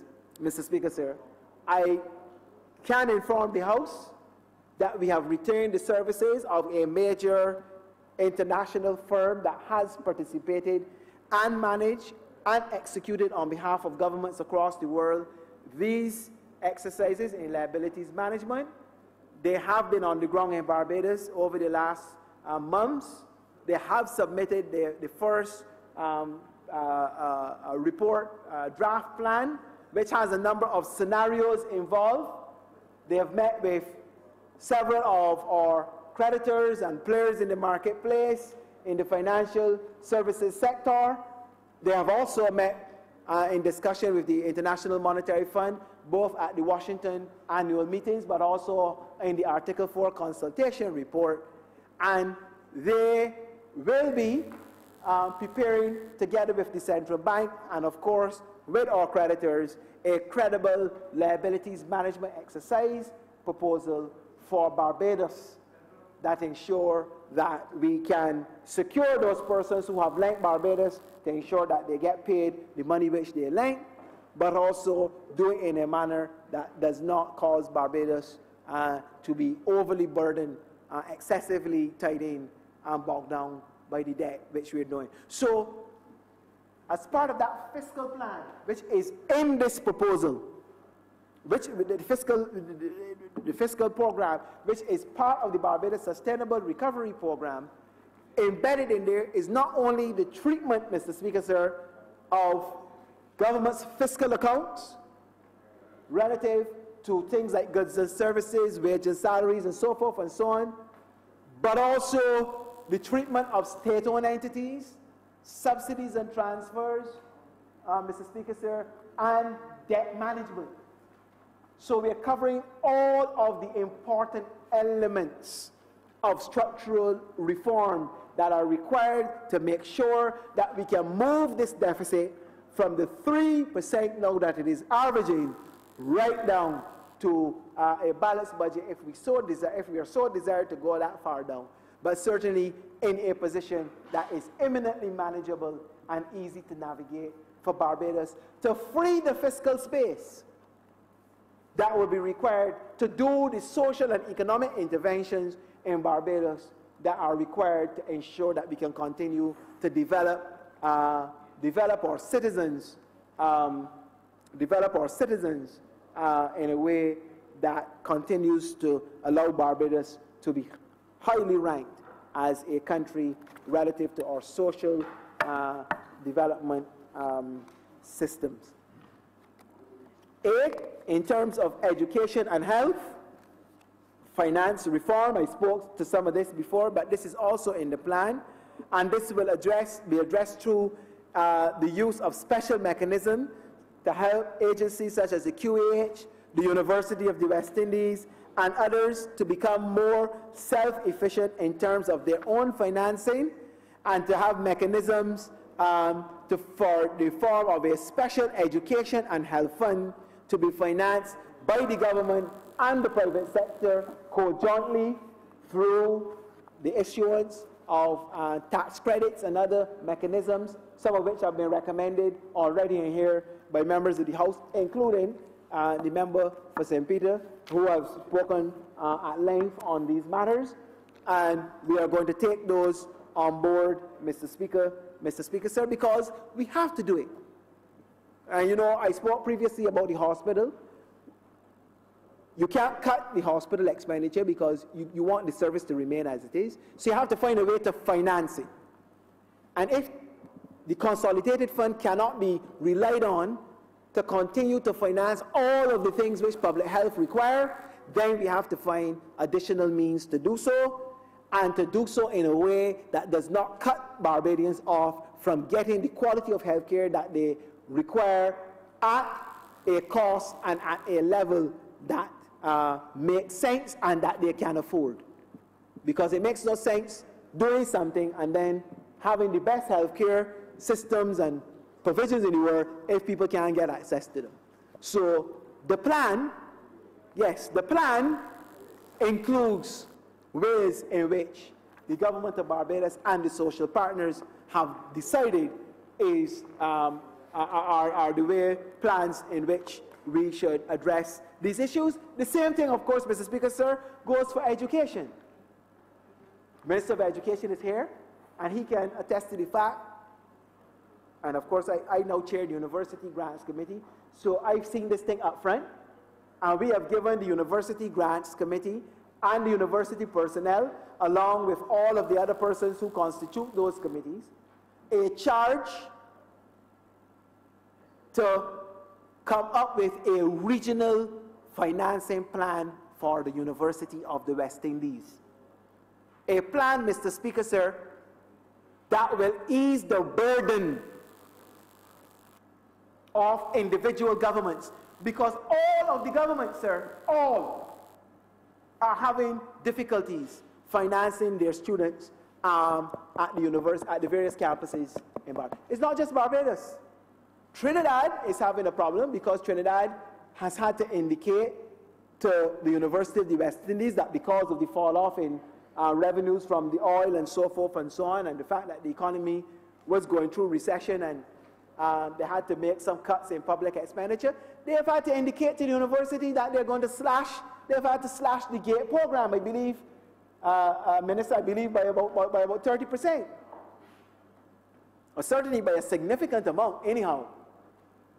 That they've had to say to students, we simply don't have the money to do it. In Jamaica, as you know, they've been under an IMF program for some time, and they too, over a period of time, have had to adjust downwards their allocations to the university. In fact, Mr. Speaker, sir, as chair of the UCG, having attended the meeting here in Barbados, very few, if any, of the governments were able to give firm commitments to the University of the West Indies, declared firm commitments on the level of their contributions. We all said that we want to ensure that we did not have to fall behind the previous year's allocation, but that people could not give firm, written in stone commitments because the circumstances just did not allow for it, or does not allow for it. Now I've heard the point, I am sure for political purposes, from the member for St. James North. I'm going to credit him to say that he actually believes that he can do it, and he believes what he has been told to say. But that when on assuming office, the first policy of a Barbados Labour Party government is to restore tuition fees. No, I believe he believes that. I believe that he's been told to say it, and he said it as he believes it. The leader of the opposition has said it as well. Fair enough. That's cool. The question is, how are you going to finance it? The question is, where is the money going to come from? The question is, have you done the analyses to show the public of Barbados? Because don't forget, you're going to cut the national social responsibility. You're going to eliminate the national social responsibility levy. So that is about $200 million there. You can get rid of that. You can get rid of that. You're going to get rid of that. You're going to reduce all of the taxes in Barbados. You're going to give the public servants an increase and agree to the unions at 23%, which will be another $200 or $300 million. And you're going to restore, the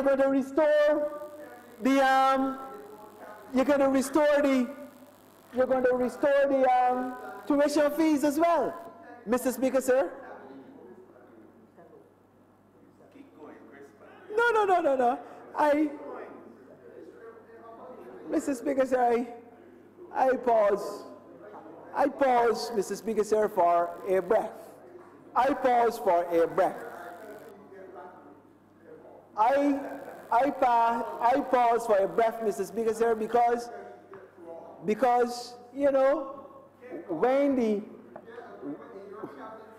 Mr. Speaker, sir, the dead have arisen from their slumber after hiding away for 3 weeks and abusing a Prime Minister of Barbados and being called out for the bad behavior, which of course, Mr. Speaker, sir, some members relish in it, They got some members that have not seen dirt, they didn't like to roll up in. So having come back, having crawled back out of the thing to keep noise in the House of Assembly, Mr. Speaker, sir, I take a breath, I pause to allow that wind to exhale, the stench of that air to exhale, Mr. Speaker, sir. The point though, Mr. Speaker, sir, is that, Mr. Speaker, sir, is that, I don't mind him, he can't beat me. The point of the matter is, Mr. Speaker, sir, that the point, Mr. Speaker, sir, is how are they going to do it, sir? Well, let's have a bit of order, How are they going to do it? Remember. Okay. Because whenever you ask that question, they say, oh, they are not on trial. They don't have to explain anything to anybody. They don't have to do anything. It is this government that is on trial, and they're not on trial for anything. They don't have to explain nothing to anybody. They don't have to produce any facts or figures, no plan. Not that they have one anyway, but they don't have to do any of that. all that they're going to do,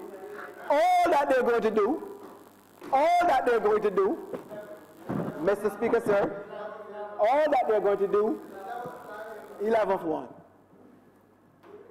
All that they're going to do is reduce every tax, maintain all of the expenditure because they want everything provided for everything. They're going to give the public servants an increase in salary. All of these things, Mr. Speaker, sir, they're going to do without explaining to anybody in Barbados how they are going to pay for these things. It reminds us, sir, of what we heard more than a year ago in another place, another jurisdiction. I'm going to build a wall. I'm going to do this, I'm going to do that. All of that we heard from a certain place. Huh? We're going to have a policy for everything, Mr. Speaker, sir. And when the time comes, can't get it done. Criticize one government, the then incumbent, of having a deficit of $300 billion. Mr. Obama will say, to be wrecking the American economy by putting $300 billion on the debt. And now that they've got into office, they have put on close to $2 trillion projected in debt. So the question is, Mr. Speaker, sir, how are they going to do it? Somebody has to call them out to say, how are you going to do all these things? This is the issue. How are you going to do all of these things, Mr. Speaker, sir?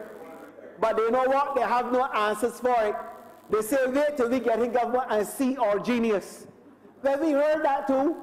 And now a lot of people in the United States, we don't reflect on other countries, but if you watch the news, a lot of people in the United States are very sorry that they actually made that decision. They would like to reverse it now, but they can't reverse it. It is buyer's remorse. And we always say, as they say in Latin in the law, caveat emptor, let the buyer beware. The fancy promises that are coming, read the fine print. Pick up the fine print and read it.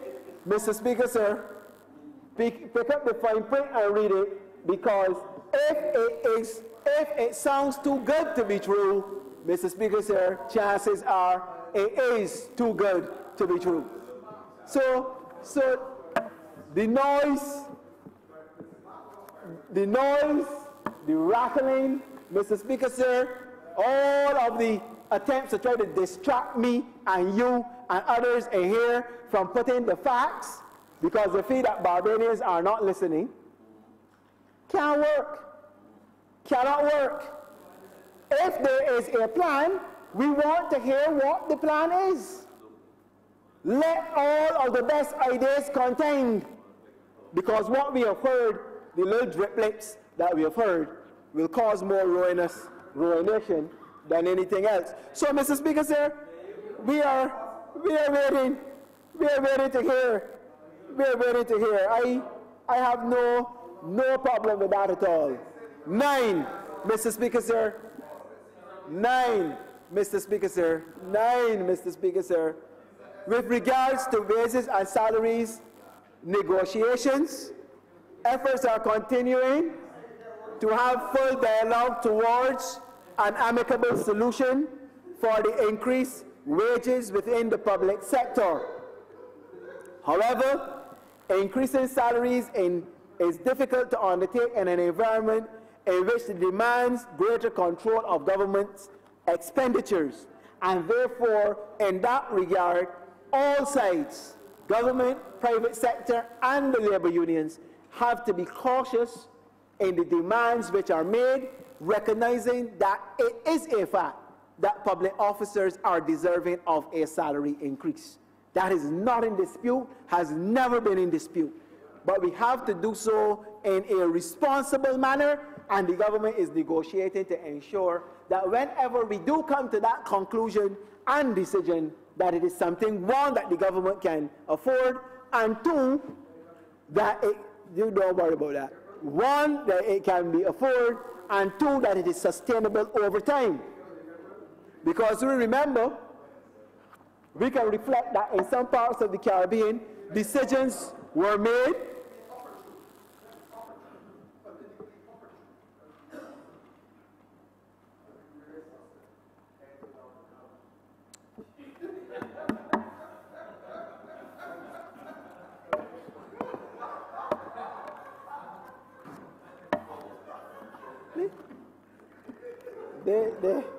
They can say whatever they want, they're not. I don't mind all of the talk. The honorable member who is trying to distract me with all of those off-color comments that is provoking jocularity among his colleagues, well, I don't mind, that's okay. No, I'm cool. I'm cool, sir. Because you know, Mr. Speaker, sir, you can't do more than listen in amazement at what they are saying. But, Mr. Speaker, sir, an increase in the salaries of public officers, as I have said, is deserved, and it will come at some point in time, because it is deserved. But when we are doing salary increases, we have to link those to availability of resources, to productivity, and to other measures that make sense so that such increases will be sustainable. If we're just going to do the old practice of saying every 2 years the wages agreement expires, so let's increase it for another 2 years, based on the movement of inflation or not the movement of inflation or whatever basis they have been doing it, and it is not linked to productivity gains, then we are going to have a serious problem, and we cannot continue to do that. My own view, Mr. Speaker, sir, and this is my own personal view, that government and the social partners need to look at a longer-term approach to the issue of salaries and wages. I feel it should be done over a 5-year period. There should be a 5-year agreement in which it is planned out how you're going to increase these salaries, at what rates, so that the government knows over a 5-year period, this is how much money we have to look at a base level to support an increase in salaries. And let any adjustments that have to be made come in reform of the increments and other such mechanisms which will allow for salaries to be adjusted even as inflation moves along a continuum. I feel that that is the most responsible way to go about wage increases. Not just increasing wages because the agreement has run out every 2 years, so you have to do one and you're forced to do one, but based on the realities that you exist at the point in time. Increments under this government has continued. In fact, if you look in the estimates this year, we are making a provision for close to $53 million in increments alone. There's no basic salary increase yet, you know. But the increments have increased. And increments have increased every year for the last 8 years, even though the economy has had its stresses and strains. It's a commitment by the government, and we meet that commitment. So I believe in the circumstances that we need to have a new model, and I believe that this is what is coming out in this Barbados Sustainable Recovery Plan in relation to ensuring that our workers are given the just deserts, that their incomes don't fall too far behind, and that they're able to afford to live in this society with a level of comfort, that helps them to develop their families. And Mr. Speaker, sir, I also want to make it in relation to that there are a lot of non-salary issues that the Prime Minister has given mandate for to be completed in those negotiations. And there are significant issues relating to pensions, issues relating to conditions at work, issues pertaining to how people are treated relative to the decision that has been made by the CCJ relative to the Vinton Campbell case, as to what happens if there's a restructuring process and you happen to have your position happen to have been restructured out of existence.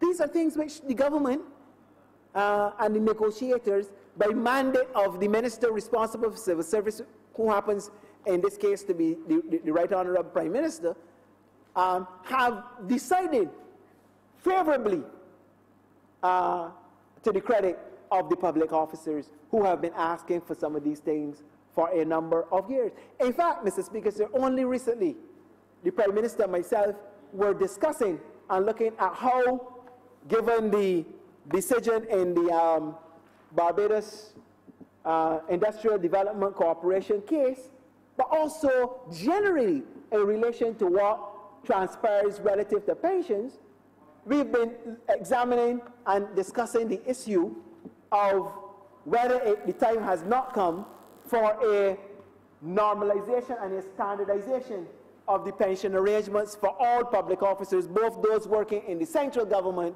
and those working in the state-owned entities, because as you know, under the Statutory Boards Pensions Act, persons who are employed by contract by statutory organizations are required to retire at age 60. The court case and the judgment issued by Madam Justice Jacqueline Cornelius reestablishes that that act is still the law of Barbados, and that it should be and that it should be adhered to as is expected under the law. But we know that the last government, when they made adjustments to the age of retirement under Cap 25, moved that age. That has been moved gradually up now, I believe, from January this year. It is now at 67 years old. And then persons in statutory boards retire at 60. And we are examining, bringing those, standardizing those, so that persons in statutory corporations can be able to retire as well along with their public service colleagues at age 67, rather than having a discriminatory situation between the two types of public officers. That is the type of thing that this Democratic Labour Party has been paying attention to, not only in terms of increases in salaries, which public servants deserve, but those non-salaried issues that could go a long way to improving the status of a lot of workers in Barbados. And you can stay tuned for that, because that is a major point which we have been looking at in that particular regard, Mr. Speaker, sir. And then in the area, Mr. Speaker, sir, of growth, which is a major, major category relative to what is happening in this particular plan, sir. The area of growth is one of those areas that gets prominence in the plan. The growth recovery framework within the plan comprises of 37 objectives and associated strategies, and is geared towards stimulating investments and establishing an enabling environment for the increase in growth.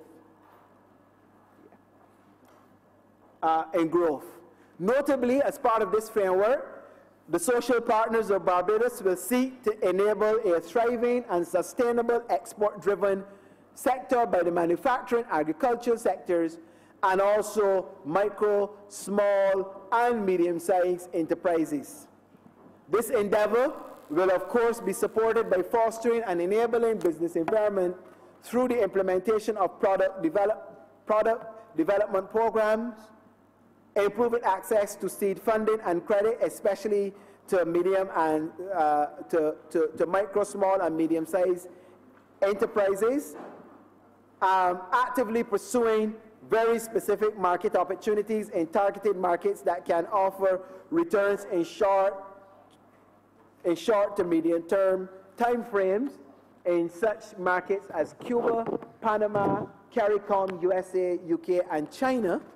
And then fourth, there will be a concerted effort to increase efficiencies of all sectors by encouraging local businesses to take advantage of developments in science, technology, and innovation. And there are 2 points I want to make here, Mr. Speaker, sir. Going back to this issue of access to funding. As you know, behind the creation of and the laying of a new small SME policy by the government, led by the Minister of International Business, Commerce, and Small Business Development, we sought through the budget to make access and available to these entities $10 million from the Industrial Credit Fund, Mr. Speaker, sir. Those resources have been downloaded, $5 million already, and I believe those resources are being disbursed by Fund Access through a special window, $10 million for a low interest rate loans to be able, and some grants to those small entities. These are the things which we have already done. I mean, it's in the plan, but we've already started to do those things. And they're looking at science, technology, product development, marketing, helping a lot of these small business people to be able to do. And in addition to that, as we seek to expand our diversification of the economy of Barbados, a particular and special focus of those resources, because we're going to ask the Parliament to approve again for additional resources to be drawn down from that fund to be placed at the disposal of the cultural industries, the cultural authority, the Cultural Industries Development Authority, to be made available to our cultural practitioners so that they, because we've not been able up to this point to liquidate the fund, but we believe that we are going to be able to draw down some resources from that fund to put into this cultural fund, Cultural Industries Development Fund, so that they are going to be able to access those resources to improve their product offerings relative to their cultural products, Mr. Speaker, sir, and services. And we think that this is critical because as we move forward with the diversification of the economy, which is mentioned very specifically in this particular document as a critical plank on which we are going to try to get our growth levels back up, it is necessary that we do not only rely on the traditional sectors of tourism and international business, as important as those are, but to find ways to move alternative energy, some of which I will speak about later. But in this particular case, as small business people who are self-employed and themselves are employing people in their activities, to ensure that our cultural practitioners have resources with which they can begin to expand, improve their product, and of course go beyond these shores and even earn foreign exchange for the government, as they have been doing over a number of years, but not to the extent that they would have been if they, because they had not been able to get access to resources. So these are some of the critical areas that we're going to be looking at, particularly in this area. And of course, you will find a lot of these persons in manufacturing and agriculture, and in manufacturing and agriculture sector. And again, we believe that those resources should be made available. For example, Mr. Speaker, sir, I gave the first reading this morning of the bill for the cess on milk.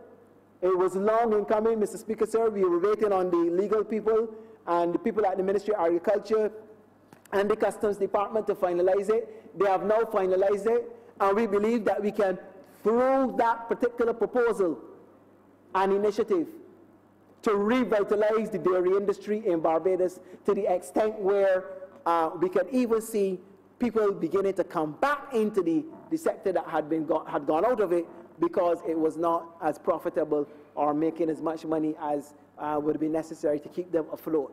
Mr. Speaker, sir, these are the things which we will and are already beginning to do, Mr. Speaker, sir, to ensure that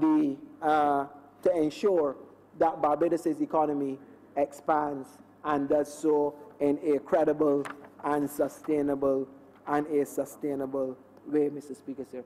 I think, yeah. Ronald? Yeah. Mr. Speaker, sir. Yes, I remember. I'd like to move that this Honorable House be suspended until 2:30. Second that, sir. Honorable members, the question is that the sitting be now suspended until 2:30 this afternoon. Honorable members, in favor, please say aye. Aye. Those against, please say no. Me takes the ayes have it. Accordingly, the sitting now stands suspended until 2:30.